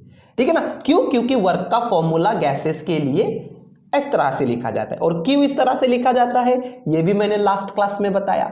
ठीक है, तो वर्क कब होता है गैस में, जब उसका वॉल्यूम चेंज होता है, इसीलिए integration of initial volume to final volume PdV, P मतलब क्या, प्रेशर, और dV मतलब क्या, चेंज इन वॉल्यूम, जैसा dx रहता, dy रहता, कहां से कहां तक चेंज हो रहा वॉल्यूम, Vi से लेके Vf तक। ठीक है, तो इस फॉर्मूले से ही आपको स्टार्ट करना पड़ेगा। ठीक है, और जैसे तो चलो स्टार्ट करते हैं। तो वर्क का फॉर्मूला निकालना है, वर्क का फॉर्मूला ये हमको पता है, लेकिन हमारे लिए प्रोसेस है आइसोथर्मल, मतलब मुझको टेम्परेचर के बारे में जानकारी दी गई है। आइसोथर्मल मतलब क्या, टेम्परेचर इक्वल टू कांस्टेंट, लेकिन मेरे वर्क के फॉर्मूले में तो प्रेशर है ना, तो मैं क्या करने की कोशिश करूंगा, ये फॉर्मूले में किसी ना किसी प्रकार से मेरा टेम्परेचर आ जाना चाहिए, इस प्रकार से मैं ट्राई करूंगा, है ना, क्योंकि ये प्रेशर को कैंसिल करके मेरे फॉर्मूले में क्या आना चाहिए, टेम्परेचर आना चाहिए। ठीक है ना, तभी मैं आगे बढ़ पाऊंगा ना, क्योंकि मैं आइसोथर्मल प्रोसेस के लिए डेरिवेशन करता हूं, और आइसोथर्मल के लिए मुझको कंडीशन पता है कि टेम्परेचर कांस्टेंट होता है। तो चलो इसको प्रेशर को हम लोग टेम्परेचर के फॉर्म में लिखते हैं, कैसे लिखेंगे, तुम्हारा simple universal gas law, PV equal to nRT, है ना, तो P क्या लिख सकते हैं, nRT अपॉन V। ठीक है ना, फॉर्मूले में V रहेगा तो चलेगा, क्योंकि वॉल्यूम तो चाहिए ही चाहिए है, वर्क है तो। N मतलब क्या है, नंबर ऑफ मोल्स, कांस्टेंट है।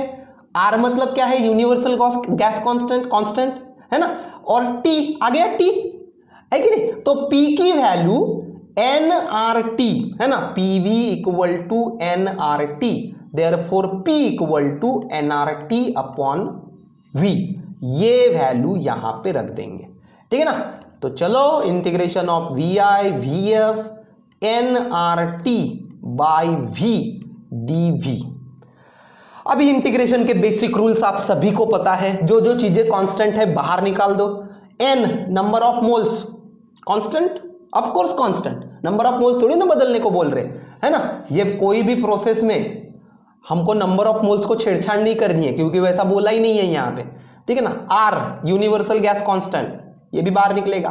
T पर्टिकुलरली ये वाले डेरिवेशन के लिए T बाहर निकलेगा, क्यों, क्योंकि आप किसके लिए डेरिवेशन कर रहे हैं, आइसोथर्मल प्रोसेस के लिए कर रहे हैं, और आइसोथर्मल प्रोसेस में टेम्परेचर कांस्टेंट रहता, इसीलिए ये टी भी बाहर निकलेगा।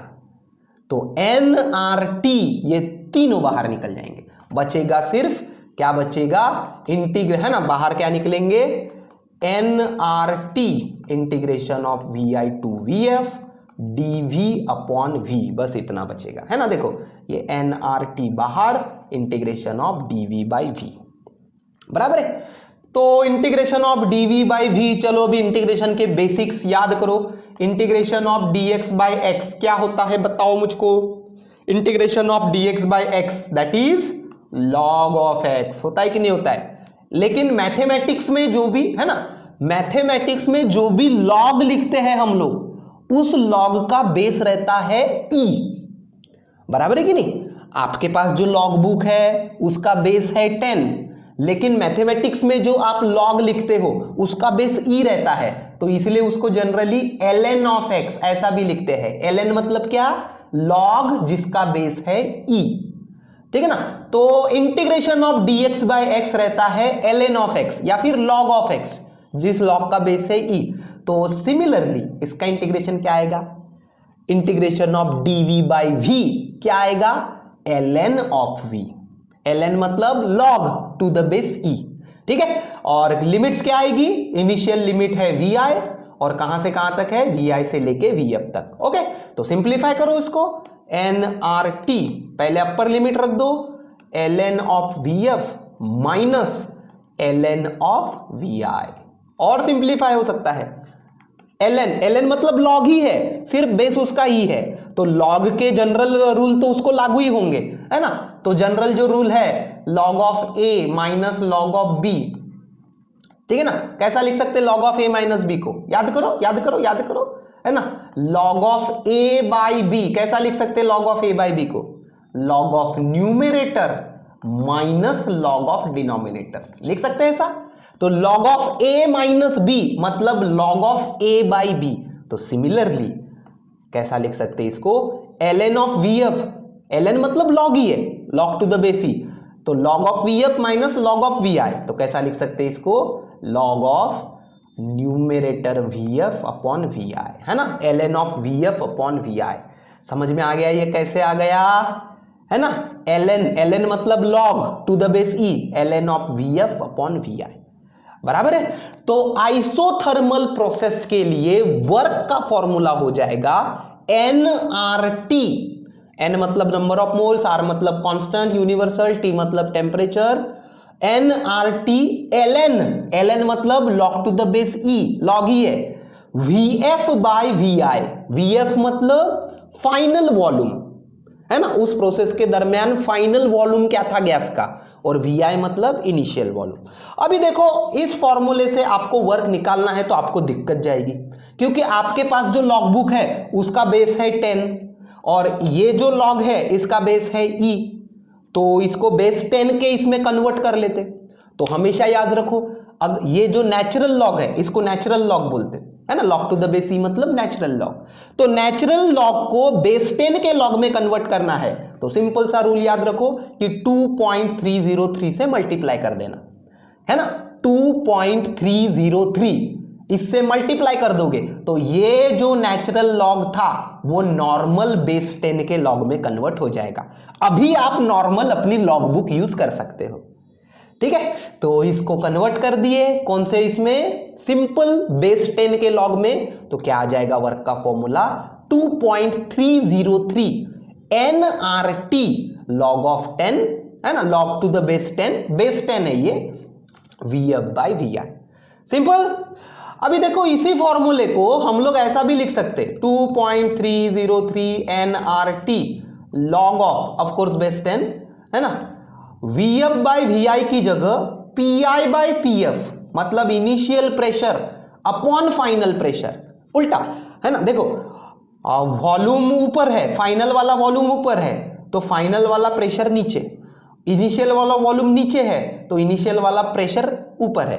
तो vf बाई vi की जगह हम लोग इसको प्रेशर के टर्म्स में भी लिख सकते हैं, लेकिन प्रेशर के टर्म्स में लिखने के लिए इनिशियल प्रेशर ऊपर लिखना, PI मतलब क्या, इनिशियल प्रेशर, और फाइनल प्रेशर नीचे लिखना, रिवर्स कर देना वॉल्यूम से, है ना। अभी बोलेंगे आप सर ऐसा क्यों, ऐसा कैसे कैसे लिखे आपने, अरे सिंपल है, अगर किसी क्वेश्चन में वर्क निकालने को बोला है लेकिन फाइनल वॉल्यूम और इनिशियल वॉल्यूम नहीं दिया है, फाइनल प्रेशर और इनिशियल प्रेशर ऐसा दिया है, तो फिर कैसा करेंगे, है ना। तो घबराने की आवश्यकता नहीं। देखो PV इक्वल टू nRT, बराबर है कि नहीं, PV equal to nRT। n मतलब number of moles constant, R मतलब कांस्टेंट। अभी इस प्रोसेस के लिए अगर अपना क्वेश्चन आइसोथर्मल प्रोसेस का है तो आइसोथर्मल प्रोसेस के लिए TB कांस्टेंट, सिर्फ आइसोथर्मल प्रोसेस के लिए, हाँ आइसोथर्मल का न्यूमेरिकल है तो आइसोथर्मल प्रोसेस के लिए पूरा का पूरा nRT कांस्टेंट, मतलब PV equal to constant, product of pressure and volume will be constant. Isothermal process के लिए प्रेशर और वॉल्यूम का प्रोडक्ट हमेशा कांस्टेंट रहेगा, ठीक है। तो प्रेशर और वॉल्यूम का प्रोडक्ट हमेशा कांस्टेंट रहेगा, तो इनिशियल प्रेशर और इनिशियल वॉल्यूम ये product final pressure final volume लिख सकते हैं ऐसा। इनिशियल प्रोडक्ट और फाइनल प्रोडक्ट सेम रहेगा कि नहीं रहेगा, है ना। सभी PV कांस्टेंट रह रहा है, मतलब product of pressure and volume constant रह रहा है हर पॉइंट पे। तो इनिशियल पॉइंट पे कितना है प्रोडक्ट PI VI, और फाइनल पॉइंट पे कितना है प्रोडक्ट PF VF, F मतलब क्या, फाइनल, ठीक है। तो चलो इसके ऊपर से सॉल्व करो, VF बाय VI क्या मिलता है बताओ, VF बाय VI, VI को इधर लेके आ जाओ, ठीक है, तो PF को इधर लेके आना पड़ेगा, तो PI बाय PF आया कि नहीं आया। तो आइसोथर्मल प्रोसेस के लिए VF by VI is nothing but PI by PF, simple. इसीलिए आइसोथर्मल प्रोसेस में हम लोग, है ना, VF बाय VI की जगह PI बाय PF ऐसा भी लिख सकते हैं। क्यों लिख सकते हैं, क्योंकि product of P into V क्या है, कांस्टेंट है। तो याद रहेगा थर्मोडायनेमिक्स ऑफ आइसोथर्मल प्रोसेस क्या आएगा, वर्क का फॉर्मूला 2.303, और ये 2.303 क्यों आएगा, क्योंकि इस नेचुरल लॉग को हमने बेस 10 में कन्वर्ट करें, ठीक है। सो 2.303 nRT log of VF upon VI या फिर PI अपॉन PF, ठीक है। तो चलो वर्क का फॉर्मूला हो गया। अभी ये थर्मोडायनेमिक्स का फर्स्ट लॉ, इसको भी लिख के दिखाएंगे, किसके लिए, आइसोथर्मल के लिए, ठीक है। अभी देखो आइसोथर्मल प्रोसेस में वर्क का फॉर्मूला तो मिल गया, ये देखो ये वर्क का फॉर्मूला, चाहे ये लिखो या फिर चाहे ये लिखो, तो वर्क का तो मिल गया, ठीक है। अभी और एक चीज आइसोथर्मल के बारे में जानने लायक है। देखो आइसोथर्मल प्रोसेस में क्या कांस्टेंट है, आइसोथर्मल प्रोसेस में क्या कांस्टेंट है, टेम्परेचर कांस्टेंट है ना। तो इसका मतलब ये मैं ये बोल सकता हूं आइसोथर्मल प्रोसेस के लिए change in internal energy zero रहेगी। फिर से रिपीट करता हूं, आइसोथर्मल प्रोसेस के लिए change in internal energy zero रहेगी। क्यों क्यों क्यों क्यों जीरो रहेगी, लगाओ दिमाग, क्यों जीरो रहेगी। इंटरनल एनर्जी किसके ऊपर डिपेंड रहती है, इंटरनल एनर्जी बताओ तो मुझको। हमारे लिए सिस्टम मतलब गैस है, हमारे लिए सिस्टम मतलब क्या है, गैस है, तो गैस के मॉलिक्यूल्स ये ऐसे रहेंगे, बराबर है कि नहीं। तो इंटरनल एनर्जी किस पे डिपेंड रहती, जैसा हमने लास्ट यूनिट में देखा था कि गैस के मॉलिक्यूल्स हमेशा रैंडम मोशन में रहते हैं कि नहीं। ये गैस के मॉलिक्यूल्स में स्पीड रहती है, रैंडम स्पीड रहती है, रैंडम डायरेक्शन में मूव होते रहते हैं, और because of that speed, because of that movement, ये वाले सिस्टम में क्या आती है, इंटरनल एनर्जी आती है। तो इंटरनल एनर्जी किस पे डिपेंड है, वो मॉलिक्यूल्स की स्पीड पे, बराबर है कि नहीं। गैस मॉलिक्यूल्स की स्पीड, जो गैस मॉलिक्यूल्स जो इधर उधर मूव हो रहे, उनके स्पीड पे या फिर उनके मोशन पे डिपेंड है इंटरनल एनर्जी, ठीक है ना। और लास्ट यूनिट में हमने देखा था कि ये गैस मॉलिक्यूल्स की जो स्पीड है CRMS, बराबर है कि नहीं, RMS speed of this gas molecule, ये किसके ऊपर, टेम्परेचर, किसके ऊपर डिपेंड है, टेम्परेचर के ऊपर डिपेंड है। देखा था कि नहीं देखा था, लास्ट यूनिट में देखा था हमने। CRMS मतलब RMS speed of the gas molecules is proportional to root of T. देखा था, मतलब ये जो मॉलिक्यूल्स की स्पीड है वो किस पे डिपेंड है? टेम्परेचर पे, बराबर। इसका मतलब हम ये बोल सकते हैं, देखो ना कैसे हुआ, इंटरनल एनर्जी, सिस्टम की इंटरनल एनर्जी किस पे डिपेंड है? गैस मॉलिक्यूल की स्पीड पे, और गैस मॉलिक्यूल की स्पीड किस पे डिपेंड है? टेम्परेचर पे, है ना। मतलब A depends on B, B depends on C, तो मैं बोल सकता हूं A डिपेंड्स ऑन C, बोल सकता हूं कि नहीं, है ना। इंटरनल एनर्जी किस पे डिपेंड है? स्पीड पे, गैस मॉलिक्यूल्स के आरएमएस स्पीड पे, और ये आरएमएस स्पीड किसके ऊपर? गैस मॉलिक्यूल की स्पीड किसके ऊपर डिपेंड है? टेम्परेचर के ऊपर। तो इंटरनल एनर्जी किसके ऊपर डिपेंड रहेगी? टेम्परेचर के ऊपर डिपेंड रहेगी। लेकिन टेम्परेचर कैसा है आइसोथर्मल प्रोसेस में? कांस्टेंट। तो चेंज इन इंटरनल एनर्जी कैसे रहेगी, है ना।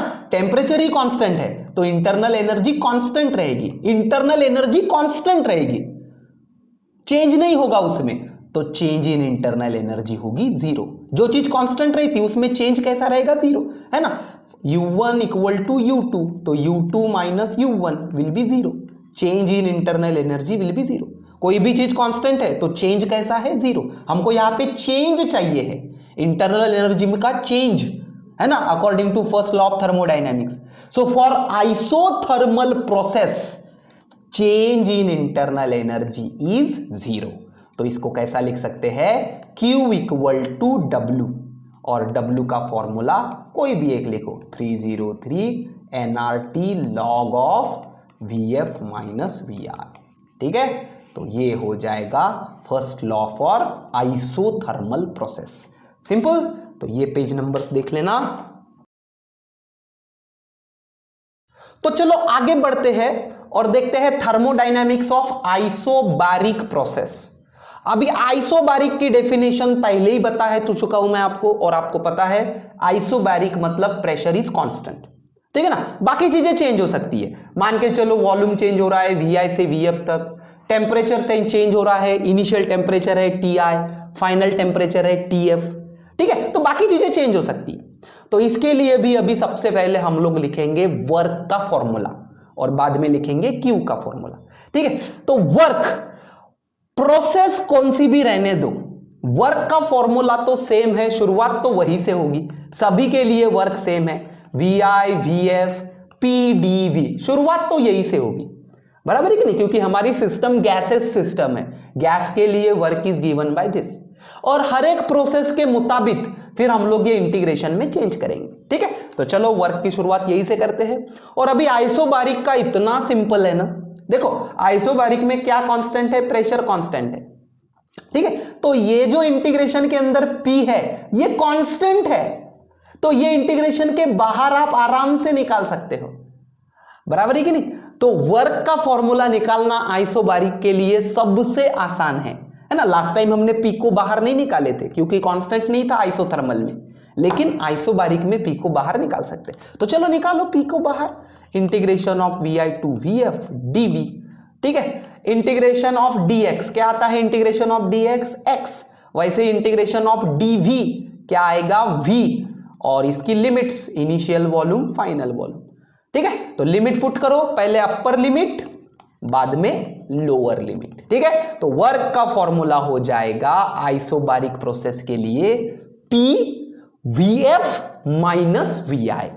VF मतलब फाइनल वॉल्यूम, VI मतलब इनिशियल वॉल्यूम, और P मतलब प्रेशर। तो सबसे आसान वर्क है आइसोबारिक का, है ना। और ये VF माइनस VI की जगह आप ऐसा भी बोल सकते हैं PdV, ऐसा भी याद रख सकते हैं। तो जैसा ये नॉर्मल वर्क आप याद रखें ना PdV, सेम वर्क का फॉर्मूला आइसोबारिक के लिए। तो इतना सिंपल क्यों आया? क्योंकि प्रेशर कांस्टेंट होने के कारण, ठीक है। तो क्या है वर्क का formula? P VF minus VI, final volume minus initial volume. लेकिन अगर क्वेश्चन में वॉल्यूम्स नहीं दिए हैं, टेम्परेचर्स दिए हैं, मान के चलो इनिशियल टेम्परेचर और फाइनल टेम्परेचर दिया है, तो थोड़ा सा इसको मॉडिफाई करना पड़ेगा हमको, बराबर है कि नहीं। अगर क्वेश्चन में फाइनल वॉल्यूम इनिशियल वॉल्यूम दिया है तो ये चलेगा, लेकिन अगर टेम्परेचर के टर्म में भी इसको लिख सकते हैं। आपको पता है PV इक्वल टू nRT, है ना। तो यहां पे सिर्फ क्या कांस्टेंट रहेगा, P कांस्टेंट रहेगा, क्योंकि आइसोबारिक प्रोसेस है। तो PV को आप nRT लिख सकते हैं, ठीक है ना। तो चलो इसको लिखते हैं nRT के फॉर्म में, ठीक है। तो PV VF माइनस PVI बोल सकते हैं, ऐसा P को अंदर लेके दो, ठीक है। तो PV equal to nRT, N constant number of moles, R universal constant है ना, और T बदलेगा, ठीक है ना। आइसोबारिक है तो P कांस्टेंट रहेगा, ठीक है। तो फाइनल वॉल्यूम के लिए मान के चलो टेम्परेचर भी रहेगा फाइनल, और इनिशियल वॉल्यूम के लिए टेम्परेचर भी रहेगा इनिशियल, ठीक है। तो PVF को कैसा लिख सकते, nRTF लिख सकते हैं, ऐसा है ना, PV इक्वल टू nRT, ठीक है। तो फाइनल वॉल्यूम है तो टेम्परेचर भी फाइनल, और P रहेगा कांस्टेंट, है ना, PV इक्वल टू nRT के ऊपर से। सिमिलरली PVI है ना, इनिशियल वॉल्यूम, इनिशियल वॉल्यूम के लिए मान के चलो टेम्परेचर है इनिशियल टेम्परेचर, तो PV इक्वल टू nRTI लिख सकते हैं ऐसा। PV को हमने nRT के फॉर्म में रिप्रेजेंट किया, ठीक है। टेम्परेचर बदल सकता है, आइसोबारिक प्रोसेस है, प्रेशर कांस्टेंट है, लेकिन टेम्परेचर बदल सकता है। तो फाइनल वॉल्यूम के लिए फाइनल टेम्परेचर, इनिशियल वॉल्यूम के लिए इनिशियल टेम्परेचर। तो चलो NR बाहर निकालो, ये होगा TF माइनस TI।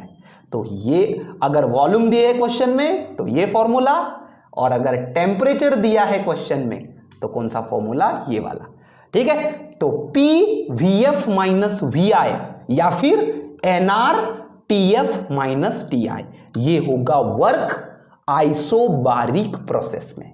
सिंपल। चलो अभी थोड़ा सा केमिस्ट्री के कॉन्सेप्ट की तरफ जाते हैं, है ना। इंटरनल एनर्जी सिस्टम की लिखने का एक फॉर्मूला निकालते हैं, आइसोबारिक प्रोसेस के लिए नहीं, सभी प्रोसेस के लिए, है ना। आइसोबारिक में भी यूज करेंगे, लेकिन थोड़ा सा आप केमिस्ट्री का कॉन्सेप्ट यहां पे अप्लाई करेंगे। आप केमिस्ट्री में जो थर्मोडायनामिक्स पढ़ते हो उधर का कंसेप्ट थोड़ा सा इधर लेके आते हैं, है ना। ज्यादा डिटेल में नहीं लेके आता मैं, आप केमिस्ट्री में डिटेल में पढ़ते हो, that is molar specific heats, specific heats पढ़ते हो आप केमिस्ट्री में, है ना। वाटर की स्पेसिफिक हीट, है ना। तो क्या है molar specific heat, it is the amount of heat required to raise the temperature by unit degree Celsius, है ना, फॉर 1 मोल ऑफ सब्सटेंस। बराबर है ना। केमिस्ट्री में आप पढ़ते हो स्पेसिफिक हीट, और दो प्रकार की स्पेसिफिक हीट पढ़ते हो गैसेस के लिए, specific heat at constant volume और specific heat at constant pressure.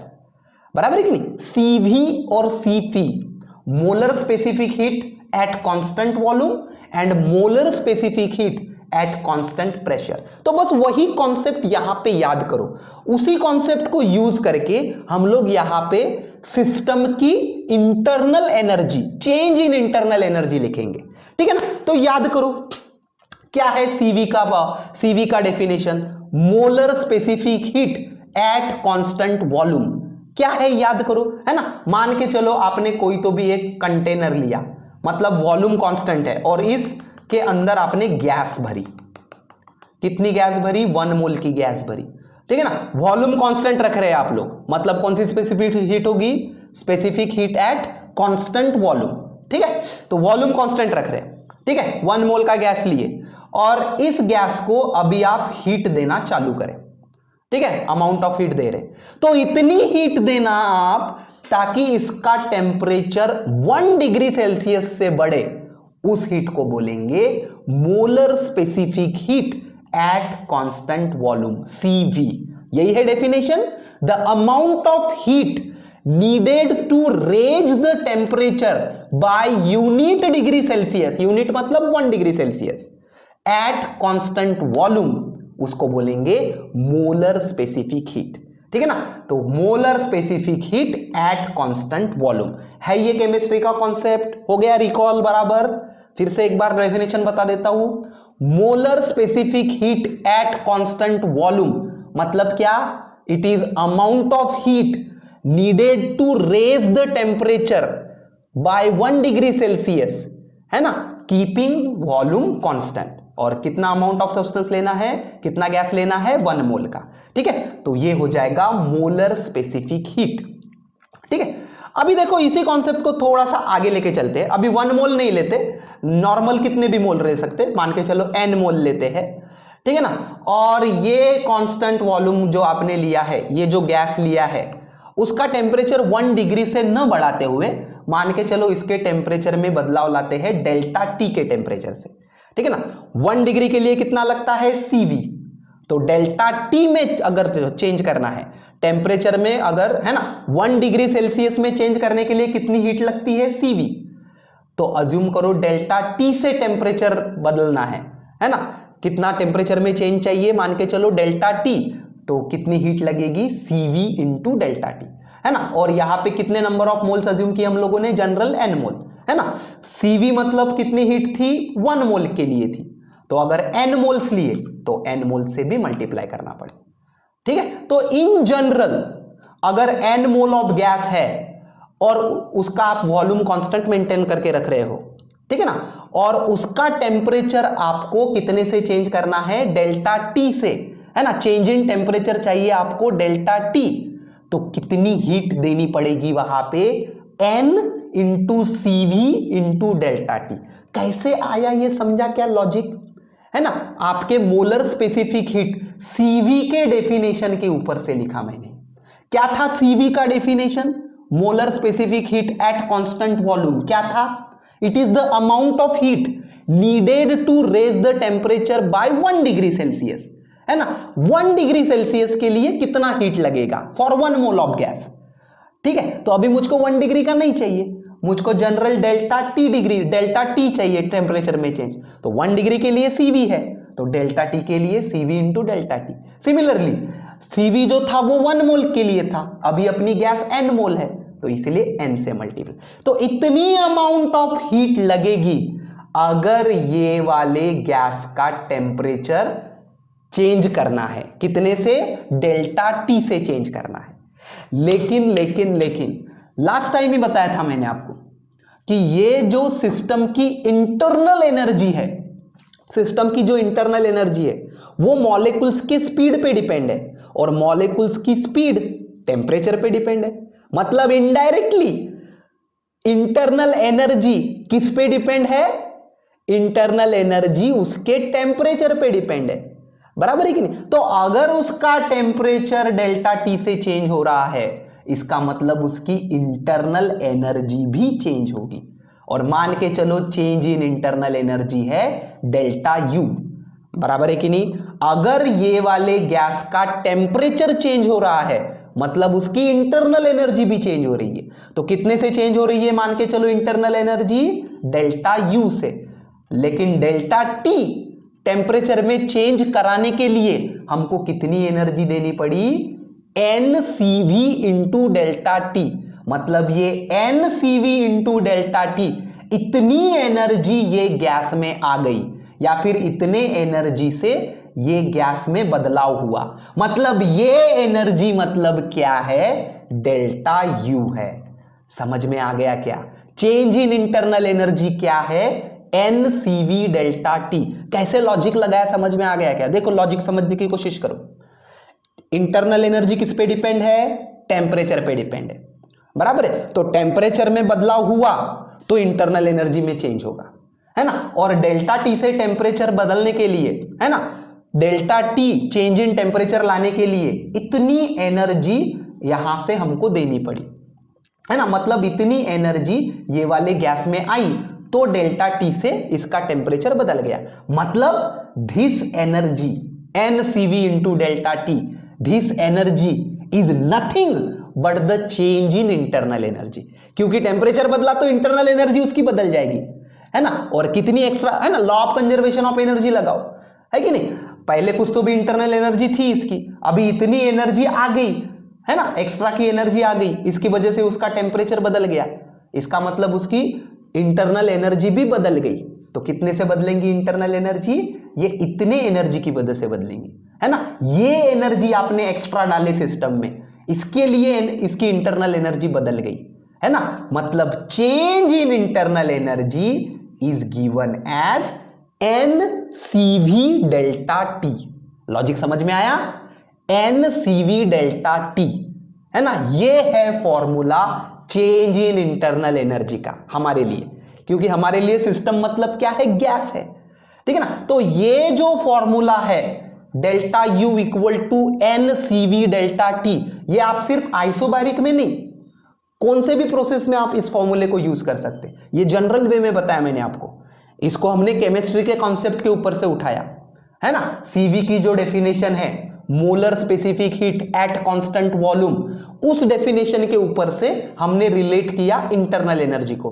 तो ये जो फॉर्मूला है डेल्टा यू का, ये सिर्फ आइसोबारिक के लिए नहीं, किसी भी प्रोसेस के लिए यूज कर सकते हैं, ठीक है ना। लेकिन फिलहाल अपना आइसोबैरिक चल रहा है तो आइसोबैरिक के लिए देखेंगे, ठीक है। तो कैसे आया ये डेल्टा यू का formula, N CV into delta T, समझ में आया, ठीक है ना।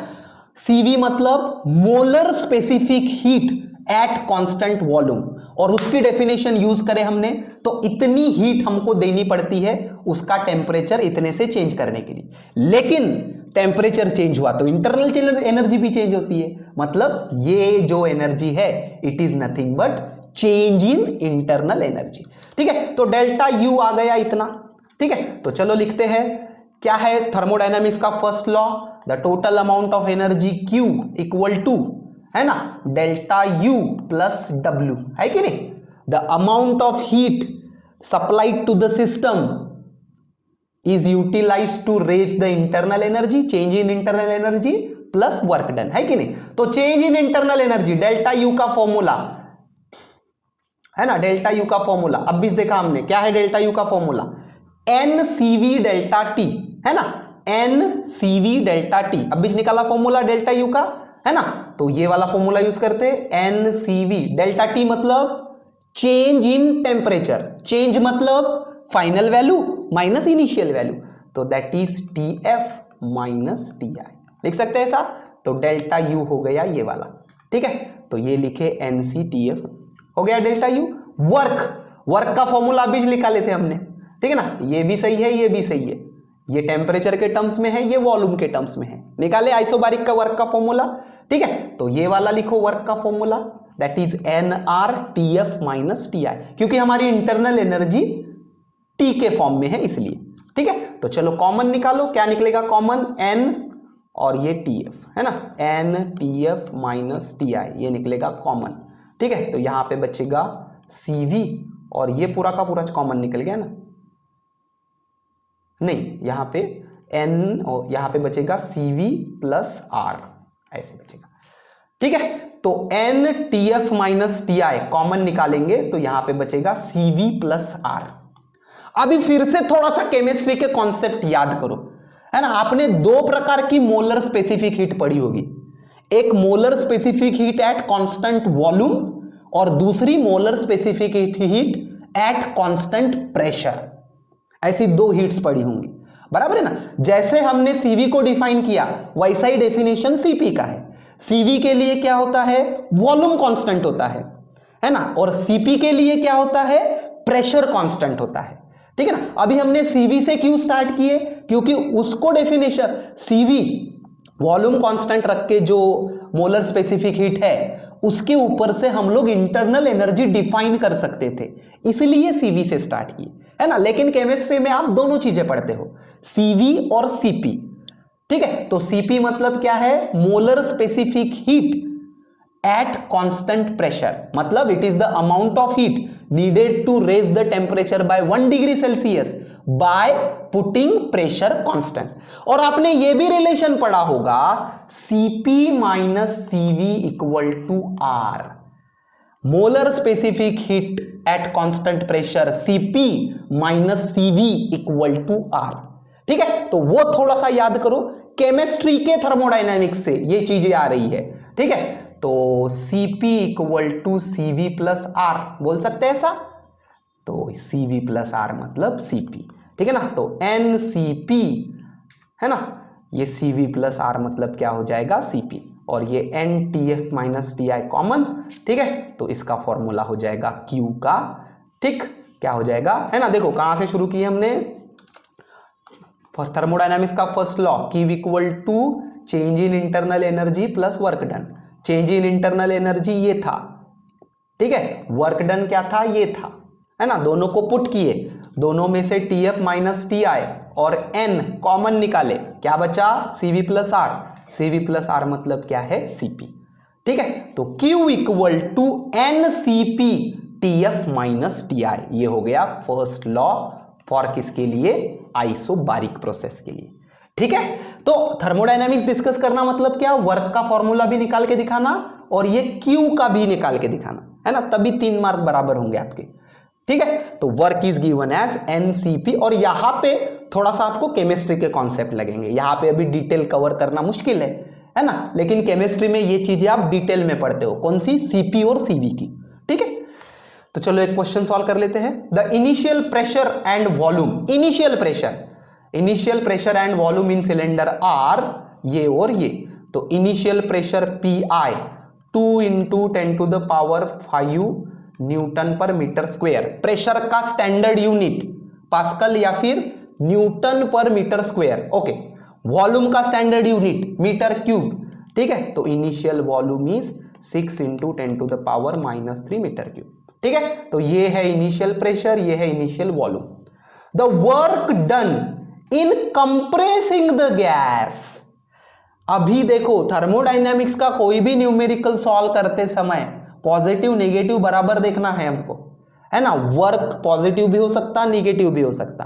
क्यू मतलब अमाउंट ऑफ हीट, वो पॉजिटिव भी हो सकती है, नेगेटिव भी हो सकती है, तो वर्क लिखते समय बराबर से देखना पड़ेगा, ठीक है ना, कि वो पॉजिटिव लिखे कि नेगेटिव लिखे। तो ध्यान से रीड करो, if work done in compressing the gas, compress कर रहे गैस को, मतलब ये work done on the system है कि बाय द सिस्टम है, work done on the system कि बाय द सिस्टम, दो प्रकार के है वर्क, है ना। जब सिस्टम खुद वर्क करती है सराउंडिंग पे तो उसको बोलते हैं work done by the system.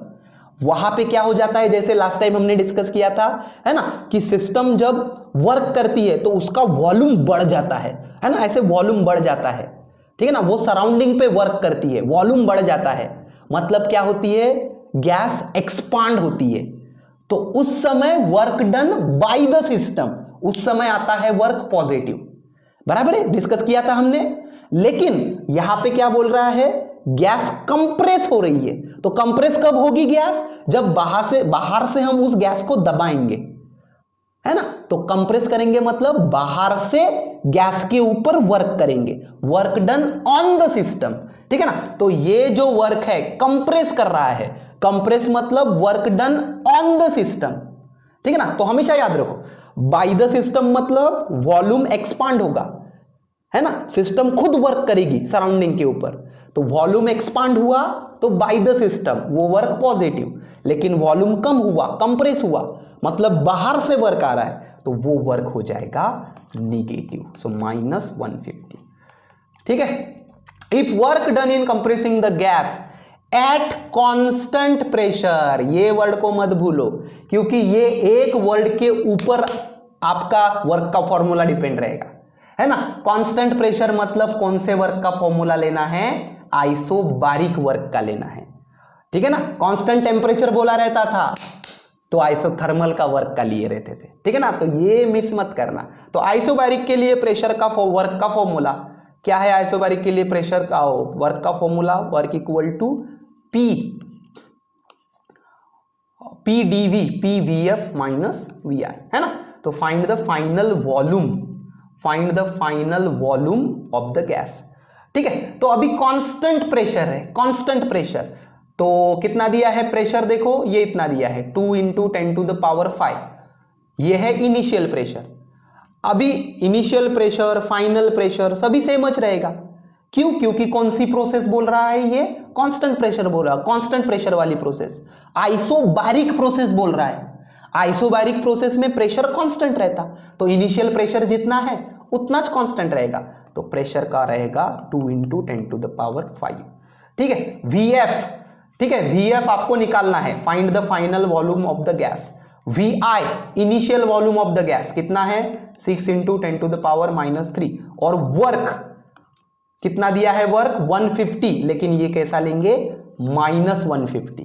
क्यों लेंगे -150, क्यों लेंगे -150? बताया था, है ना, गैस एक्सपांड होती है, मतलब work done by the system, लेकिन यहां पे कंप्रेस हो रही है ऑन द सिस्टम, इसलिए निगेटिव। तो सभी चीजें पुट कर दिए, इसको आप सॉल्व कर सकते हैं। 2 × 10⁵ को इधर नीचे लेके आ जाओ, तो ये बन जाएगा -75 × 10⁻5, ठीक है ना। इस 2 × 10⁵ को इधर लेके आए -150 के नीचे, तो ये बनेगा इतना, -75 × 10⁻5 इक्वल टू VF -6 × 10⁻3, ठीक है। तो VF हो जाएगा ये वाला -6 × 10⁻3, ये साइड लेके आ जाओ, तो -75 × 10⁻5 प्लस 6 × 10⁻3, ठीक है ना। अभी इसका और इसका प्लस करना है, ठीक है, तो इनके पावर बराबर से प्लस माइनस करने के लिए पावर सेम होने चाहिए। तो ये अगर 10⁻5 है तो ये भी 10⁻5 होना चाहिए, या फिर ये 10⁻3 है तो इसको भी 10⁻3 में लाओ। एडिशन सब्सट्रैक्शन करने के लिए 10 के पावर सेम रखने हैं, ठीक है ना। तो 10 का पावर -5 की जगह पे, है ना, यहाँ पे 10 का पावर -5 की जगह पे हम लोग लिख सकेंगे 0.75 × 10⁻³ प्लस 6 × 10⁻3, ठीक है। 10⁻³ कॉमन निकाल लेना, 6 - 0.75, तो आपका आंसर आ जाएगा ये वाला 5.25 × 10⁻3। ओके, तो ये वाला पेज नंबर पढ़ लेना। चलो अगली प्रोसेस की तरफ बढ़ते हैं, थर्मोडायनेमिक्स ऑफ आइसोकोरिक प्रोसेस। इसका तो कुछ है ही नहीं। आइसोकोरिक मतलब वॉल्यूम कैसे रहेगा? कांस्टेंट, और वॉल्यूम ही अगर कांस्टेंट है तो वर्क डन कितना रहेगा? 0, है ना, क्योंकि बार बार मैंने आपको बताया है कि गैसेस में वर्क तभी आएगा जब वॉल्यूम चेंज होगा, है कि नहीं। क्या है फॉर्मूला अपना वर्क का? इंटीग्रेशन ऑफ PdV, है ना। अगर वॉल्यूम में ही चेंज नहीं होगा तो वर्क क्या हो जाएगा? 0, बराबर है कि नहीं। तो वॉल्यूम अगर कांस्टेंट है तो इस प्रोसेस के लिए वर्क डन इज 0, और वर्क डन 0, इसका मतलब हम थर्मोडायनामिक्स का first law Q equal to, है ना, amount of energy put into the system equal Q equal to ΔU plus W, ऐसा है अपना फर्स्ट लॉ ऑफ थर्मोडायनेमिक्स। तो W ही 0 हो गया, तो Q equal to ΔU। Q मतलब एनर्जी, हीट, और ΔU मतलब इंटरनल एनर्जी, है ना। और ये जो ΔU है उसका फॉर्मूला हमने अभी अभी देखे थे, और मैंने बताया था आइसोबारिक प्रोसेस जब देखे थे तब हमने ΔU का फॉर्मूला देखे, कितना था? NCV ΔT, बराबर है कि नहीं। मैंने बताया था कि ये फॉर्मूला इंटरनल एनर्जी निकालने के लिए हम लोग कौन से भी प्रोसेस में लिख सकते हैं, ठीक है। तो वैसा भी लिख सकते चाहिए तो आप NCV ΔT, है ना, NCV ΔT। ΔT मतलब change in temperature, change in temperature मतलब final temperature minus initial temperature, ठीक है ना। तो एकदम सिंपल है ये तो आइसोकोरिक। वर्क इज 0, और वर्क 0 होने के कारण energy Q equal to ΔU, और ΔU का फॉर्मूला हम लोगों ने लास्ट टाइम जो डिराइव किए थे वो यहाँ पे रख सकते हैं, ठीक है। सो चलो आगे बढ़ते हैं, थर्मोडायनेमिक्स ऑफ एडियाबेटिक प्रोसेस। अभी एडियाबेटिक प्रोसेस में क्या है? Q की वैल्यू 0 है। कैसे डिफाइन किए थे एडियाबेटिक प्रोसेस को? एडियाबेटिक प्रोसेस में क्या होता है? There is no heat transfer between the system and surrounding.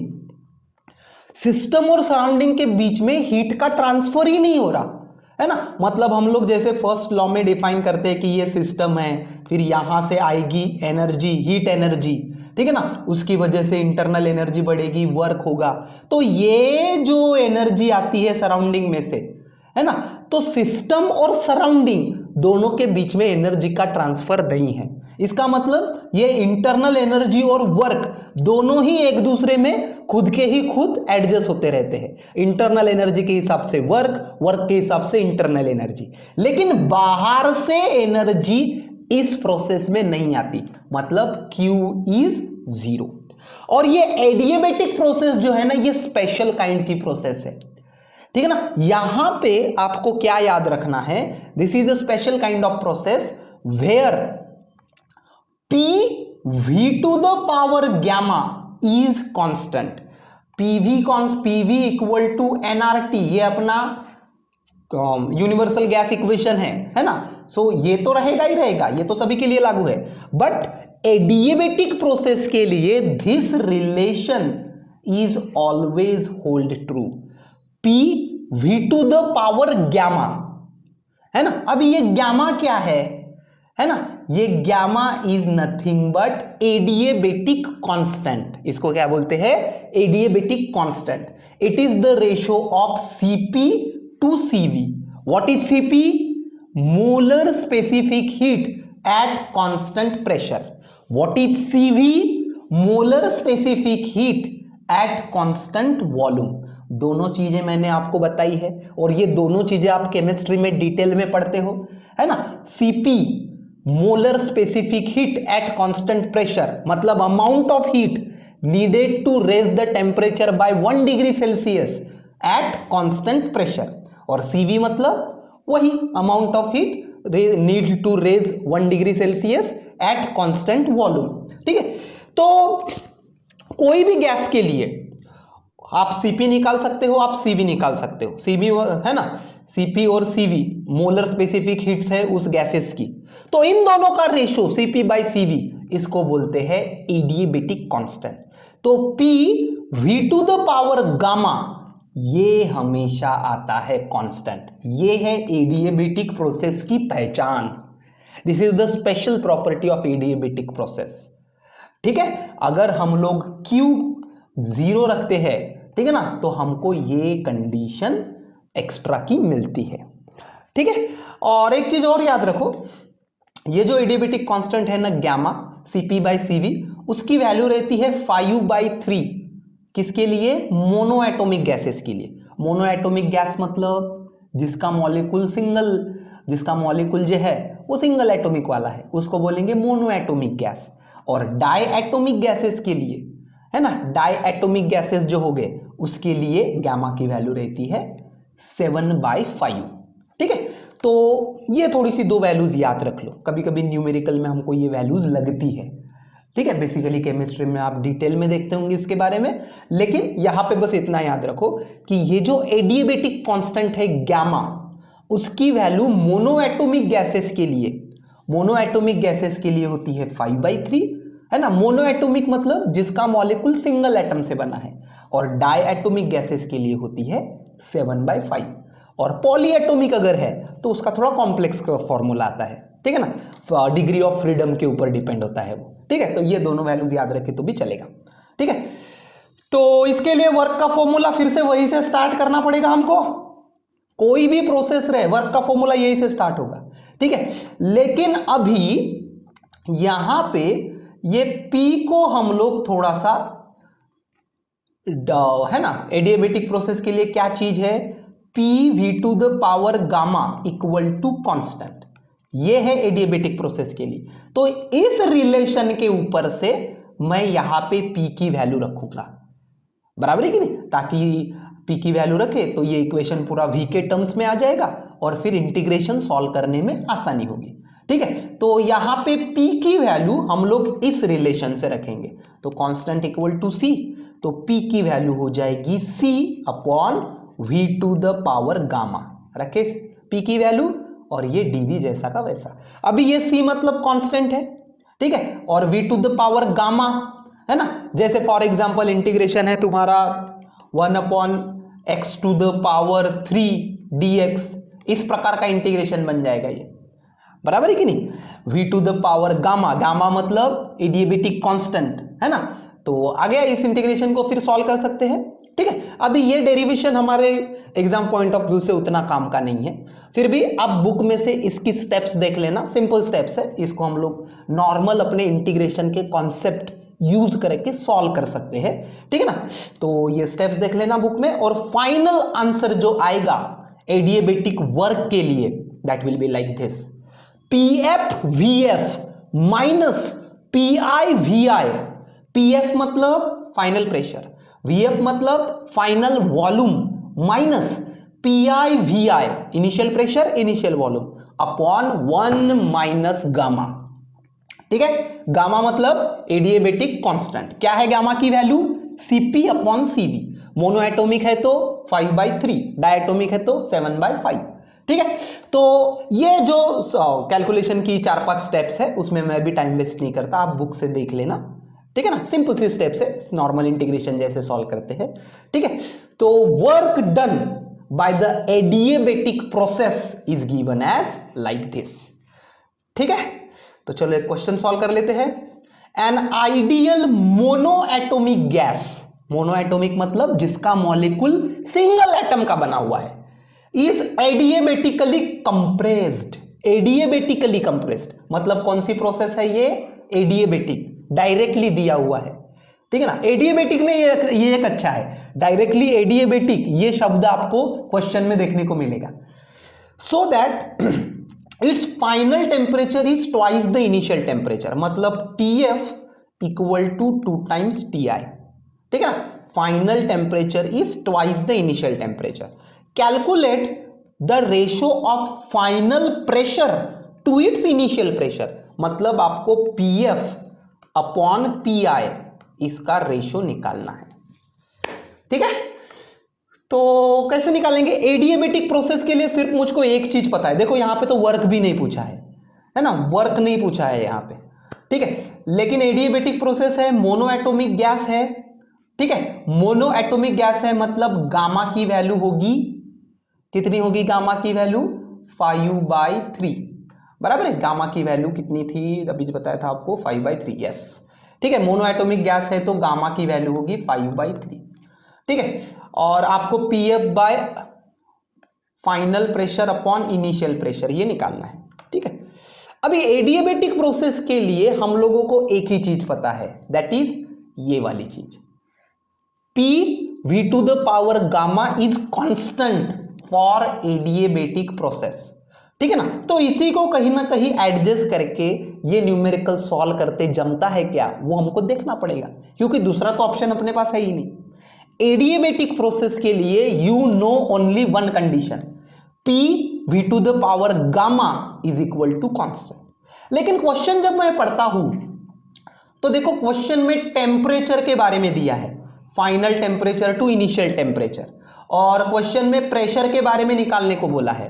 ठीक है ना, मतलब टेम्परेचर और प्रेशर ये दोनों के बारे में क्वेश्चन में दिया है, और फॉर्मूले में क्या है? प्रेशर और वॉल्यूम है। तो अगर मुझको ये फॉर्मूला ये वाले न्यूमेरिकल के लिए लगाना है तो सबसे पहले इस फॉर्मूले को प्रेशर और टेम्परेचर के टर्म्स में लाना पड़ेगा। तो प्रेशर तो ऑलरेडी है, तो वॉल्यूम को टेम्परेचर के फॉर्म में मेरे को लाना पड़ेगा। ठीक है, तो चलो लाते हैं। ठीक है ना, तो ये जो PV to the power gamma equal to constant है ना, तो इसको आप लोग टेम्परेचर के फॉर्म में ऐसा लिख सकते हैं, P to the power 1 minus gamma T to the power gamma is equal to constant. The product of P to the power 1 minus gamma and T to the power gamma is equal to constant. और ये इसी के ऊपर से आया है, कैसा है वो भी बता रहा हूं मैं, एकदम सिंपल है। ठीक है ना, देखो PV इक्वल टू nRT सभी के लिए लागू है, कुछ भी प्रोसेस रहे, आइडियल गैस है तो V को गायब करना है मुझको, V को। ठीक है ना, तो V equal to nRT upon P हो जाएगा। तो V इक्वल टू क्या है? nRT upon P। ठीक है, रखो ये V की वैल्यू यहां पे। ठीक है, तो P nRT अपॉन P, और V का पावर है गामा तो सभी का पावर आएगा गामा इक्वल टू कांस्टेंट। ठीक है, तो चलो ये P है ये P है। ठीक है, तो ये P और ये P to the power gamma है, देखो V to the power gamma था तो V का फॉर्मूला रखने के बाद सभी को पावर गामा, तो नीचे में P का भी पावर आएगा गामा आएगा, इनटू ये NR का पावर आएगा गामा आएगा, और ये T का भी पावर आएगा गामा इक्वल टू कांस्टेंट। जम गया यहां तक? बराबर है। अभी ये N मतलब क्या है? Number of moles. R मतलब क्या है? यूनिवर्सल गैस कांस्टेंट, कांस्टेंट, और गामा भी कांस्टेंट ही है। तो ये जो NR का पावर गामा, ये सभी कांस्टेंट है, तो इस कांस्टेंट को इधर लेके जाएंगे तो फिर से कांस्टेंट ही मिलेगा। ठीक है, तो इस कांस्टेंट को इधर लेके आते हुए अपना फॉर्मूला बचेगा p to the power gamma into T to the power gamma equal to constant आएगा, है ना। अगर उस वॉल्यूम को पीवी इक्वल टू एनआरटी के फॉर्म में लिखते हैं और वॉल्यूम को कैंसिल गायब कर देते वहां से, है ना, वॉल्यूम नहीं चाहिए ना मुझको प्रेशर और टेम्परेचर ही चाहिए, इसलिए वॉल्यूम का एक्सप्रेशन लिख दिए। तो सिंप्लीफाई करते करते मैं यहां तक पहुंच गया, P upon P to the power gamma. ठीक है ना, तो कैसे आएगा ये P to the power 1 minus gamma आएगा कि नहीं आएगा, बेस सेम है, इसका पावर 1 इसका पावर गामा। ठीक है, तो जब बेस सेम है तो न्यूमरेटर का पावर माइनस डिनोमिनेटर का, तो P to the power 1 minus gamma और ये आएगा T to the power gamma equal to constant, देखो लिखा है बराबर है। तो P V to the power gamma constant, इसका मतलब ये कि P to the power 1 minus gamma into T to the power gamma is also constant. अभी देखो इसके ऊपर से ये निकालते आना उस समय की बात है, क्वेश्चन के हिसाब से, बराबर है कि नहीं। तो थोड़ा सिंपल सा लॉजिक लगाना, ज्यादा हार्ड नहीं रहती चीजें, ठीक है ना। बराबर से कंसेप्ट बराबर पता होना चाहिए कि V नहीं चाहिए मुझको, V की जगह पे लिखना पड़ेगा, तो कहां से लाऊंगा मैं, nRT, PV equal to nRT के, इससे थोड़ा सिंप्लीफाई करेंगे तो मुझको प्रेशर और टेम्परेचर के लिए रिलेशन मिल गया, एडिएबेटिक प्रोसेस के लिए, बराबर है। तो इनका प्रोडक्ट है कांस्टेंट, है ना, P to the power 1 minus gamma equal to constant, मतलब इनिशियल प्रेशर और इनिशियल टेम्परेचर, है ना। तो इनिशियल प्रेशर अगर PI है, इनिशियल टेम्परेचर अगर TI है, ठीक है ना, तो PI to the power 1 minus gamma, TI to the power 1 minus gamma, ये product PF 1 minus gamma TF gamma ऐसा आएगा, बराबर है कि नहीं। ये प्रोडक्ट कांस्टेंट है, मतलब प्रोसेस में हर एक पॉइंट में ये वाला प्रोडक्ट कांस्टेंट है, इनिशियल वैल्यू के लिए भी और फाइनल वैल्यू के लिए भी। तो इनिशियल वैल्यू मान के चलो ले लेते हैं PI, है ना, initial pressure is PI, initial temperature is TI, तो इनिशियल प्रोडक्ट क्या हो जाएगा, ये हो जाएगा PI 1 to the power 1 minus gamma और TI का पावर गामा, और फाइनल पॉइंट के लिए क्या हो जाएगा, फाइनल प्रेशर PF और फाइनल टेम्परेचर TF हो जाएगा। तो ये प्रोडक्ट कांस्टेंट है, मतलब उसके ऊपर से हम लोग ये लिख सकते हैं। तो बस आगे की बस एडजस्टमेंट ही है ना, आगे की बस एडजस्टमेंट ही है, इसको इधर लेके आ जाओ और इसको इधर लेके चले जाओ, तो ये आ जाएगा PI 1 minus gamma PF 1 minus gamma, है ना, इसको इधर लेके आ गए, और ये हो जाएगा TF to the power gamma TI to the power gamma. ठीक है, तो देखो PI PF ये पावर सेम है, ठीक है, ये पावर सेम है, ठीक है, तो ऐसा ब्रैकेट में डाल दो इसको, TF by TI to the power gamma और PI PF to the power 1 minus gamma, क्योंकि ये पावर सेम है कि नहीं। जैसे 3 का स्क्वायर 5 का स्क्वायर, तो 3/5 का होल स्क्वायर लिख सकते हैं ना ऐसा, बस सेम। तो अभी TF बाई TI के बारे में कुछ दिया है, देखो final temperature is twice the initial temperature, मतलब TF इज 2 टाइम्स TI दिया है, मतलब TF by TI equal to 2, बराबर है कि नहीं। TI को इधर लेके आ जाओ, तो ये जो है ये हो जाएगा 2। गामा, गामा की भी वैल्यू पता है हमको, देखो मोनो एटॉमिक गैस है, मोनो एटॉमिक गैस मतलब कितना आएगा गामा, 5/3, तो इधर आएगा 2 का पावर 5/3 और इधर 1 माइनस गामा, तो 1 माइनस 5/3 मतलब कितना हो जाएगा ये -2/3, है ना, 3 माइनस 5 माइनस 2 और 3, तो ये ऐसे आ जाएगा, बराबर है। गामा की वैल्यू रख दिए, ठीक है, और TF बाई TI अभी बताया मैंने, TF बाई TI मतलब 2 है, ठीक है। तो अभी गामा की वैल्यू रखने के बाद देखो इधर आएगा -2/3 और इधर आएगा 5/3, तो ये 1/3 कैंसिल हो जाएगा इधर से, बराबर है कि नहीं। 1/3 मतलब क्यूब रूट, तो दोनों साइड को क्यूब लगा देंगे तो 1/3 कैंसिल हो जाएगा, सिंपल। तो इधर बचेगा -2 और इधर बचेगा रेस्ट टू द पावर 5, ठीक है। और ये TF बाई TI अब भी बताया, TF बाई TI इज 2, तो 2 का पावर हो जाएगा 30, 2 का पावर कितना 5, तो 2 इंटू 2 इंटू 2 इंटू 2 इंटू 2, है ना, तो कितना हो जाएगा ये 32 बराबर। तो PI/PF raised to the power -2 is equal to 32। ठीक है, तो दोनों साइड में अंडर रूट ले लेते हैं। अंडर रूट मतलब पावर को मल्टीप्लाई बाय 1/2 बराबर है कि नहीं। तो दोनों साइड में अंडर रूट लेंगे तो इसका -2 का हो जाएगा -1। ठीक है ना, अंडर रूट लेना मतलब क्या, पावर को 1/2 से मल्टीप्लाई करना, तो -2 इंटू 1/2 तो क्या हो जाएगा ये -1। और इधर का अंडर रूट मतलब √32 का अंडर रूट आएगा 5.686। ठीक है, अभी ये PI/PF raised to the power -1 है, मतलब मान के चलो x/y इसका -1 रेसिप्रोकल है, तो इसको y/x लिख सकते हैं बराबर है कि नहीं। रेस्ट टू द पावर -1 है तो उल्टा पुल्टा कर सकते हैं, न्यूमरेटर डिनोमिनेटर। ठीक है, तो सिमिलरली यहां पे भी PF को ऊपर लेके चलो।